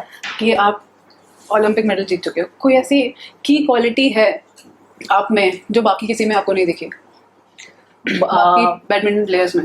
देखिए चैंपियन एक होता है जो थोड़ा नेचुरल होता है, एक होता है जिसको बनाया जाता है। एंड मेरे अंदर थोड़ा सा कुछ नेचुरल क्वालिटीज जरूर थे, जैसे कि मैं रैली प्लेयर अच्छी थी, मैं मिस्टेक्स इजीली नहीं करती थी, और जो मुझे बोला जाता था मैं सीखती बहुत अच्छे से थी उसको। तो कुछ प्लेयर्स होते हैं जो मुझसे बेटर ट्रेनिंग करते होंगे, बहुत बेटर, मुझसे आगे भी रहते होंगे, लेकिन कोर्ट पे मुझसे बहुत इजीली हार जाते थे। तो ना मेरे में ऐसी क्वालिटी क्या थी, बस आई थिंक जैसे मैंने बोला destine to be a player, maybe destine to be a champion, और जीत सकती थी कुछ टूर्नामेंट्स। तो मुझे लगता है कुछ प्लेयर्स ऐसे नहीं, मेहनत सब करते हैं, everyone is killing themselves to be the best sports person। ऐसा हो ही नहीं सकता कि जो स्पोर्ट्स पर्सन बनना चाहता है वो मेहनत करता ही ना हो, ऐसा हो ही नहीं सकता। मैंने खुद अपने साथ इतने प्लेयर्स को देखा है जो इतनी मेहनत करते हो और मुझे रिजल्ट्स आए हैं, उनको मुझसे डबल मेहनत करने के बाद भी थोड़े कम रिजल्ट्स आए हैं। तो आई फील कि जैसे अभी लक की बात हुई ना, थोड़ा लक मैटर करता है, and how you plan when you're playing on the court, how daring you are when you play on the That is court, one thing I would say. how courageous you have top वालों को ना थोड़ा करेज ज्यादा है, सही time में सही moments में करेज होना। वो मोमेंट एक 20 सेकंड्स 10 सेकंड्स में पास हो रहा है, आपको एक डिसीजन लेना है, कुछ करना है, ये सर्विस करूं या ये शॉट मार दूं या लाइन के पास मार दूं, गया तो गया, आया तो आया। ऐसे बहुत सारे मोमेंट्स आ जाते हैं करियर में जो करेज है। फ्री थिंकिंग मतलब ये कैसे खेल लिया, मतलब आप सोच रहे हो, आप सोचोगे कि एक सिचुएशन ऐसा आता है कि बैडमिंटन सेफ खेलना है भाई, मिस्टेक नहीं करना है, वो ठीक है, पर समटाइम्स वो वर्क करता नहीं है, ज्यादा ही सेफ हो रहे हो, आप करेजियस नहीं हो, आप कुछ ट्राई भी नहीं कर रहे हो पॉइंट लेने का, क्योंकि अपोनेंट देगा नहीं पॉइंट। हमेशा कोचेस बोलते हैं कि अपोनेंट देगा नहीं, लेना पड़ेगा, छीनना पड़ेगा, विन छीनना पड़ेगा, नहीं आएगा, अपोनेंट भी फाइट कर रहा है, तो आपको वो टाइम पे अपोनेंट से ज्यादा डेयरिंग होना चाहिए कि आप ट्राई करोगे, और बहुत बार मिस हो जाएगा, पर जब लगेगा तो लगेगा, और ये कॉन्फिडेंस के ऊपर डिपेंड है। आप 2-3 बार करोगे और आपके फेवर में आता है ना, then you get confident, but वो करेज चाहिए, वो मैंने देखा टॉप 100 में से मुझे लगता है 100 बच्चे सेम करते होंगे, बट 2 ही चैंपियन बन सकते हैं या 3। ऐसा मतलब सब लोगों का मतलब ऐसे मैंने, जैसे आप देखिए for example Roger Federer Switzerland के हैं, वहाँ पे आई थिंक उनके बाद स्टैन जो थे वो उन्होंने परफॉर्म किया, वावरिंका, उनके बाद कोई ऐसे प्लेयर क्यों नहीं है अभी भी, सभी मेहनत करते होंगे ना। अब जोकोविच के बाद सर्बिया से कोई और नहीं दिख रहा है ना इतने जल्दी। तो मैं ये बताना चाह रही हूँ कि it's not easy to be a champion, थोड़ा सा कुछ चीजें जो मैटर करती हैं वो राइट टाइम पे एग्जीक्यूट करना इज इम्पोर्टेंट। और डाइट कितना इंपॉर्टेंट है? और diet is everything now, if you see diet is everything now. वो फर्स्ट मैंने मेंशन किया ना, it will handle your moods, the fresher you are you can play better. कभी कभी जो खाना आप गलती से कुछ नहीं खाना चाहिए मैच से पहले वो खा लो तो आपको नींद जैसा लगेगा। तो कैसा खाना, अलर्ट रहने के लिए क्या खाना खाना है, it is so much for your body, for your mind. Of course, then it is all about training, how well you have trained. तो अपना कुछ डाइट का शेड्यूल बता सकते हो कि आप ब्रेकफास्ट, लंच और डिनर में क्या खाते हो ड्यूरिंग मैचेस में? 1 महीने से पहले, मैचेस के 1 महीना पहले आपकी क्या डाइट रहता है? डाइट वही ना, हमें पूछ रहे हो कि हम ओल्ड स्कूल थे, हमारे पास कुछ ऐसा था नहीं, सोचा नहीं। थोड़ी देर के बाद तो ऐसा है कि विटामिन लेना है, एक न्यूट्रिशनिस्ट को कंसल्ट करो, ऐसा नहीं कि मैं, क्योंकि मैं एक डाइट बता दूंगा, ये एक डाइट बता देगी, वो नहीं है। सबका बॉडी अलग है। इसके ऊपर किसी ने डिग्री की है, 4-5 साल पढ़ाई करके आए, और उनको पता है आपके टेस्ट होंगे, आपके ब्लड टेस्ट होंगे, आपका गट टेस्ट होगा, आजकल सब कुछ हर एक चीज का टेस्ट है, वो पैरामीटर्स को देख के आपको एक डाइट फॉलो करना है। मेरा डाइट ऐसा रैंडमली फॉलो हेल्प नहीं कर, सबका बॉडी अलग है। बेसिक जनरल चीज बोलूंगा जो डजंट मैटर। मैं अगर एक एथलीट को बोल दूंगा कि भाई मतलब देख ले, जंक फूड मत खा, दिस इज वेरी जनरल, वो तो हम करते ही नहीं थे, ठीक है, वीकेंड पे एक चीट करते थे बस, खत्म। तो ये तो बहुत ही जेनरिक हो गया, पर यही बोल सकता हूँ मैं कि बाकी के अगर आपको स्पेसिफिक करना है, अगर एथलीट है तो आपको टेस्ट करने पड़ेंगे, न्यूट्रिशनिस्ट को कंसल्ट करना पड़ेगा, एक शेड्यूल फॉलो करना पड़ेगा। मेरा शेड्यूल आप जान के कुछ फायदा नहीं होगा आपको, मगर डिसिप्लिन तो चाहिए डाइट में, डिसिप्लिन चाहिए, रूटीन चाहिए। बोरिंग होगा पर करना ही पड़ेगा बोरिंग चीज। आपको फूड को ऐसा ट्रीट करना पड़ेगा कि फ्यूल है, कि पेट्रोल डीजल जो भी डाल रहे हो आपके बॉडी में वो उसी के लिए है, आप टेस्ट ये सब साइड में रखो। मुश्किल है करना, पर आपको जितना भी वो मुश्किल ही है तो ये करना ही पड़ेगा। तो ये तो डाइट की बात हो गई। अभी आपने बताया कि आपका नीज में भी प्रॉब्लम हो गया था बिकॉज ऑफ मैचेस, इतना ज्यादा मैच खेलते हैं सारे स्पोर्ट्स प्ले। तो कुछ ऐसा तरीका है कि ये रोक दिया जा सकता है? एथलेटिक्स को you can't stop, there is no way out. या फिर आपका जो बोन निकल गया था, बोन निकल गया, that is a different thing. Osteophyte बन जाते हैं बॉडी में, वो तो निकाल भी सकते हैं। आपके पास कोई ऐसा फिजियो या कुछ भी डॉक्टर या कोई अवेलेबिलिटी होती तो ये मतलब प्रिवेंट हो सकता था? सब टॉप प्लेयर्स को इंजरी होती है, सब आपको हाई लेवल अचीवमेंट है। What I got is because I didn't have the trainer at the right point of time. Okay. That's why bone growth हो गया, extra bone growth, because I pushed too much and. But you're talking about timing, ना? No, टूट गया is different thing. But अगर avoidable बोल रहे हैं ना, अगर मेरे को एक मोमेंट पे avoidable था for sure। जब मैं 8 साल की थी ना, प्रोसेस को डिले कर सकते हो, पर हाँ। होगा ही नहीं, ये तो होगा ये नहीं बोल सकते, बट 8-9 साल में से अगर मुझे बेस्ट फिजियो और ट्रेनर होते मेरे साथ, हाँ। अगर 8-9 साल से, तो मेरे को ये मतलब शायद होता भी ना। जैसे आप जोकोविच को देख रहे हैं, अभी 37 तक खेल रहे हैं वो, आई एम श्योर उनको अस्ट्रोफाइट से सब हो रहे होंगे इंजरी से वापस आते जा रहा है, बट आते जा रहे हैं इंजरी वापस। तो हो रहा है, not able to avoid the injury, injury तो होगा ही, क्योंकि आप बट इज विनिंग आल्सो ना, कमिंग बैक Exactly, आप अपने बॉडी को लिमिट्स के बाहर पुश कर रहे हो, मगर आप कैसे उसको शेड्यूल करोगे। जैसे नडाल है, उनके पास कुछ कमी है, पैसों की है, कुछ है, उनको तो इंजरी हो रहा है ना, तो वो क्यों, उनके कोलीग हैं, उनके फियर्स कॉम्पिटिटर हैं जोकोविच इतने साल से, उनको देख के उनको नहीं लग रहा है रात में कि भाई जोकोविच का इंजरी नहीं हो रहा है, मेरा तो हो ही जा रहा है। वो नहीं सीख रहे हैं क्या? उनको 100% पता होगा। आप नडाल को जाके पूछ लीजिए, उनको पता होगा कि एवरी सेकंड मिनट क्या कर रहा है जोकोविच अपने लाइफ में, 100% पता होगा। पर वो भी ट्राई कर रहा होगा, उसको तो इंजरी होते ही जा रहा है। You can delay it for sure, but of course होते ही जा रहा है। You think he's not trying his best? He's not having the best planners in the world to help him? अगर होना है तो होगा ही, आप कुछ नहीं कर सकते। आप सबसे बड़ा टीम लेके आ जाओ, आपका बॉडी कैसा है, ये स्पोर्ट के लिए आप कितना मेहनत करना चाह रहे हो, क्या है, अलग अलग चीजें हैं, पर अगर इंजरी होना है तो होगा भाई, होगा। लेकिन आप उसको अगर, जैसे मुझे फिजियो का मिला 19 में ना, अगर 8 साल में मिलता तो थोड़ा सा maybe I could have avoided for long. You could delay the process, you could time it correctly कि भाई आप एक टूर्नामेंट के लिए पीक कर रहे हो और उधर इंजरी नहीं हुआ, उसके बाद हो गया, चलो ठीक है। पर sometimes it's unavoidable. Nadal and all are like 38, 37 now. He's facing it initially. मतलब he was okay. Injuries all the time, right? So many Grand But come back and win. Come back and win. Come back and so win. he's able to do it, but it's you can't say कि आप जैसे पूछ रहे हो कि वो total avoid, वो तो होगा ही। टोटल अवॉइड मुश्किल है। कल एक न्यूज देख रही थी, आपने बताया कि स्पोर्ट्स में इतनी मेहनत करने के बाद भी 50-60 हजार रुपए कमाता है कोई कोच स्टार्टिंग में। और कल मेरी न्यूज देख रही थी, मैंने देखा कि एक ट्रक ड्राइवर, ठीक है, वो अपनी ट्रक ड्राइविंग करके 25-30 हजार कमा रहा है, लेकिन इंस्टाग्राम और यूट्यूब रील से 10 लाख रुपए कमा रहा है महीने के। That's what I'm saying ना, हम बोल भी नहीं सकते कि मत करो। We don't know. We don't know. We just quit our badminton profession ना, हमको पता नहीं था। इतना ध्यान नहीं दिया मुझे हमने। मालूम हो रहा है कि ये क्या होता क्या है, कैसे यूट्यूब पे कैसे होता है, क्या वो होता है। बंदा स्पोर्ट्स में जाएगा क्यों? पैसे भी नहीं मिल रहे, कुछ भी नहीं हो रहा, सब कुछ ट्रक ड्राइवर 10 लाख रुपए कमा रहा है, स्पोर्ट्स पीपल 50 हजार रुपए कमा रहे हैं। मतलब कुछ तो अगर आपको स्पोर्ट्स पर्सन बनना है, अगर आपको माइंड में बनना है, तो आपको स्पोर्ट्स में आना पड़ेगा। अगर आपको लगता है बहुत टफ है, अगर आपको पैशन ये डिपेंडेंट है, आपको पसंद है, इसमें एक्सेल करना है, वो अलग चीजें हैं।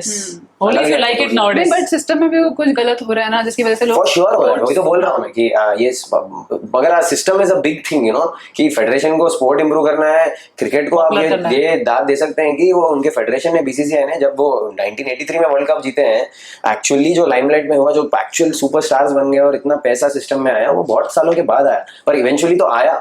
फेडरेशन ने, उनका बीसीसीआई हेल्प एंड जो भी है, उन्होंने एक सिस्टम बनाया कि सब लोग अच्छा कमा सकते हैं। अच्छा, एक बार एक आईपीएल में आप एक इनिंग खेलोगे, एक इनिंग में आप टीम को जिताओगे, आप अगले साल मतलब पता नहीं कितने करोड़ों में आप बिकोगे, और that is sorted for your life only. एक IPL can sort your life. एक सिचुएशन ऐसा है कि बन गया है, अपॉर्चुनिटी बहुत ज्यादा है। आप रणजी लेवल के प्लेयर बनोगे तो आपका लाइफ बहुत अच्छा है, very good life style, even if you are a Ranji trophy level player, which is it is great actually. जो मगर उन्होंने ऐसा सिस्टम बनाया है, तो हर एक स्पोर्ट में बन सकता है। इंडिया में वो स्ट्रेंथ है। India is so big and so much popular and anything can become very very popular. जैसे यूएस ने एनबीए बनाया, एनएफएल बनाया, एनएचएल बनाया, अलग अलग स्पोर्ट्स में अलग अलग ये बनाए हैं लीग्स बड़े बड़े। ये इंडिया में पॉसिबिलिटी है, पर वो सिस्टम पूरा डेवलप करना पड़ेगा ऐसे। चलो, इमेजिन मेरी खुद की नीस इज 13 नाउ, तो उसको मैं जब मैं बोलती हूँ रनिंग कर ले, वो बोलती है मेरा नी में दर्द हो रहा है, और फोन में जाके उसको काफी सारी वेराइटी है, वो देख के वो सीखती है। 13 ईयर्स, इमेजिन, मैं खुद एक स्पोर्ट्स पर्सन है फैमिली में, तो मैं उनको गलत नहीं मानती हूँ, वो बेचारे पूरा ट्राई कर रहे हैं, लेकिन नहीं हो पाया, तो फाइनली फोन पे उनको मिल रहा है ऑप्शन। लेकिन जैसे अभी इन्होंने बोला कि क्रिकेट में आप इतना कुछ अपॉर्चुनिटी दिखाते हैं, पैसा भी है, इतना सब कुछ, और लोग आना चाहते हैं उसमें। That is how. अगर दूसरे स्पोर्ट्स में भी थोड़ा बहुत ऐसा कहीं ना कहीं उनको लगा ना बच्चों को कि इसमें कुछ फ्यूचर है, या इसको हम प्रोफेशनल स्पोर्ट्स पर्सन बन सकते हैं, तो जरूर आएंगे। आई थिंक जरूर वो एक रास्ता खुल सकता है। इम्प्रूव है अभी एवरेज लेवल प्लेयर्स ना, जो उतना अचीव नहीं कर पाए, कुछ मतलब नेशनल के टॉप प्लेयर्स हैं अभी, कौन से तो भी कहीं भी एकेडमी में decent money they are making by coaching. तो ये अपॉर्चुनिटी तो है। I mean credit to all of us, हमने जो स्पोर्ट ग्रो किया है, इतने सारे टॉप प्लेयर, इतने सारे एकेडमीज है, इतने सारे प्लेयर्स हैं, तो ये जो एवरेज लेवल के जो प्लेयर्स हैं, उनको एटलीस्ट अपॉर्चुनिटी है कोच बन के कुछ कमाने के लिए। पहले तो ये नहीं था, अभी तो है, ये अपॉर्चुनिटी है, तो स्पोर्ट हैज ग्रोन। पर मैं मतलब इंडियन टीम के पर्सपेक्टिव से देख रहा हूँ कि नेक्स्ट लेवल ये कैसे। आप you can't compare this to a truck driver who is making YouTube में 10 lakh. Obviously he is, then the sports has the coach who has become an average player, he is making 1.5 lakh 2 lakh in a academy में coach की तरह। If he is making 1 lakh बना रहा है, तो उसको अगर 10 लाख बने, तो यूट्यूब का अर्निंग सिस्टम अलग है, उसको कुछ और करना पड़ेगा, ऑनलाइन डालना पड़ेगा कंटेंट ज्यादा, ये सब मतलब हम हमारा डिस्कशन थोड़ा टॉपिक वेरिएबल बहुत सारे हैं, मतलब अलग है। आप जो बता रहे हैं कि भाई ये करना वो है, मतलब बेसिकली वो बोल रहे हैं कि जब इजी तरीके से भी मिल सकता है तो स्पोर्ट्स में जाएंगे क्यों फिर लोग। एग्जैक्टली। मतलब अगर YouTube 10 लाख पे कर रहा है सही है, तो वो भी सही है, देखो we are also supporting it, सही है, अगर जहाँ से अर्निंग हो तो करो। अगर आपका मनी ही है, मतलब exactly, मोटिवेशन मनी exactly. है, तो आप कुछ और Motivation money है. कुछ और मतलब आपको एक चीज में एक्सेल नहीं, but करना ऐसा है। भी तो हो सकता है ना, जैसे अगर YouTube 10 लाख रुपए दे सकता है रील बनाने के लिए, तो इंडिया स्पोर्ट्स पर्सन को 10 लाख रुपए क्यों नहीं दे सकता जो मेडल्स लेके आएगा इंडिया के लिए? ये तो बहुत ही कमर्शियल्स के ऊपर हो गया है, ये तो कमर्शियल्स के ऊपर हो गया है कि ये इतना पॉपुलर है क्या? YouTube is more popular, YouTube is the content is more popular, people मतलब Visibility is more. डिफरेंट है। Why aren't you asking that to a cricketer? Then the same question. If you ask that YouTuber, मैं एक content बना के मैं 10 लाख पर महीने में कमा रहा हूँ, और मैं आप क्रिकेट से कंपेयर कर रहे हो, फिर वापस आप मतलब उतना मनी वो स्पोर्ट में है, टेनिस में टॉप लेवल पे उतना मनी है, बैडमिंटन में उतना है नहीं, टीटी में उतना है नहीं, कुछ और रिसलिंग में ऐसे कुछ है नहीं, आप मेडल जीतोगे तो गवर्नमेंट देगा पैसे। तो the comparison is like a little मतलब ऑफ, कि आपको करना क्या है, मतलब आपको कंटेंट बनाना है, आपको उसमें आपको money is becoming the factor here, आप ऐसे बोल रहे हो, तो ये अलग ही टॉपिक है कुछ मतलब। चलो एक आखिरी सवाल, बिल्कुल लाइट करेंगे हम कन्वर्सेशन को बिल्कुल जिससे हीटेड अप ना हो, साइना के लिए अगर जब अभी आपका कोर्टशिप पीरियड चल रहा था, अभी आप डेटिंग फेज में थे, तो आप जैसे एक कोर्ट पे आप खेल रहे हो, दूसरे कोर्ट पे कश्यप, तो आंखों में कुछ बातें होती थी आपकी जिसके मतलब एक कोर्ट पे तो नहीं खेल, मतलब सेपरेट कोर्ट्स यू मीन ना, अलग अलग कोर्ट पे एक ही स्टेडियम हो सकता है नहीं, बट हम ना ये मैचेस के टाइम पे या प्रैक्टिस? नहीं, प्रैक्टिस के टाइम पे है ना। Practice के time नहीं एक्चुअली हम ना, प्रॉब्लम इज दैट कि जब आप एक ट्रेनिंग मोड में हो तो आप ऑलरेडी बहुत गुस्सा हो अपने आप से, ऑलरेडी बहुत जैसे करना है, Focused हो ना। फोकस बहुत ज्यादा हो, तो कुछ ऐसी चीज भी दिखती है तो आप उसको अवॉइड करके वापस ऐसे खेलने लग जाएंगे। ऐसा कभी देख भी लिया तो ऐसा लगता है हम दूसरे को मारने वाले शायद कोर्ट पे, because the thing is like that, you know, you are so focused. It's not easy that आप एकदम अपना मूड लाइट करके हंस लेंगे उसको देख के, ऐसा नहीं होने वाला है। सिचुएशन इज दैट जब हम ट्रेनिंग कर रहे हैं वहाँ पे कोच चिल्ला रहा है, पीछे से वो चिल्ला रहे हैं, और फिर हमें पुश करना है, और टूर्नामेंट आ रहा है। यस, जब हम एंटर करने से पहले कभी कुछ ऐसा हंस के मुझे भाई कोच से एक ही बात सुनना था, गुड, अच्छा खेल। अगर कोच डिसअपॉइंटेड है, मैं नहीं सो सकता, ऐसे कोर्ट में तो नो चांस, मैं नहीं सो सकता वो दिन। अगर कोच ने बोला कि तूने मेहनत नहीं करी, मेरा तो एटीट्यूड यही था हमेशा कि भाई कोच इतना इंप्रेस हो जाना कि भाई इसने पूरी जान लगा दी आज। मेरे को तो वही था कि भाई at the end of the day coach बोले अच्छा करना। एक आखिरी सवाल, आप कितने बजे सोते हैं और कितने बजे उठते हैं? जब मैं खेलती थी, अभी तो जैसे एक साल से तो खराब हो गया, थोड़ा सिस्टम इधर हो गया, बट जब मैं खेलती थी तब I think by 10-10:30 and morning मेरा सेशन 7-7:30 शुरू होता था, तो I used to get up at 6। Otherwise मैं ऐसी नहीं थी कि मैं क्रेजी 4 बजे उठने वालों में से, काफी बच्चे 4 बजे उठ के भी ट्रेनिंग करते हैं। I used to get up at 6, मेरा 7:30 ट्रेनिंग होता था, नहीं तो 9-9:30 ट्रेनिंग होता था मेरा। बट जो मेरा ट्रेनिंग होता था, जो 7-8 घंटे मुझे दिए जाते थे, I used to make sure कि मैं अपना 100 से भी ऊपर परसेंटेज दूं उसमें। और अब That's all. उठते हो? अब मेरा पूरा सिस्टम खराब हो चुका है। मैं आई गेट अप एट मतलब 10-11 बजे नींद आ जाती है वैसे, and gate up eight 8 o'clock, क्योंकि मेरा नी भी मतलब बिल्कुल ही साथ देना बंद कर चुका है, तो मेरा माइंड बिल्कुल ही रिलैक्स मोड पे है अभी। जी ठीक है, चलो बहुत ही मजा आया आपसे बात करके। Thank you. आई होप आपको भी अच्छा लगा। बहुत अच्छा लगा। Thank you so much Best for your wishes time, to you. Saina. Thank you so much, Kashyap. I hope viewers will also love this content. Do watch it. Bhavishya. Thank you. Thank you. Thank you.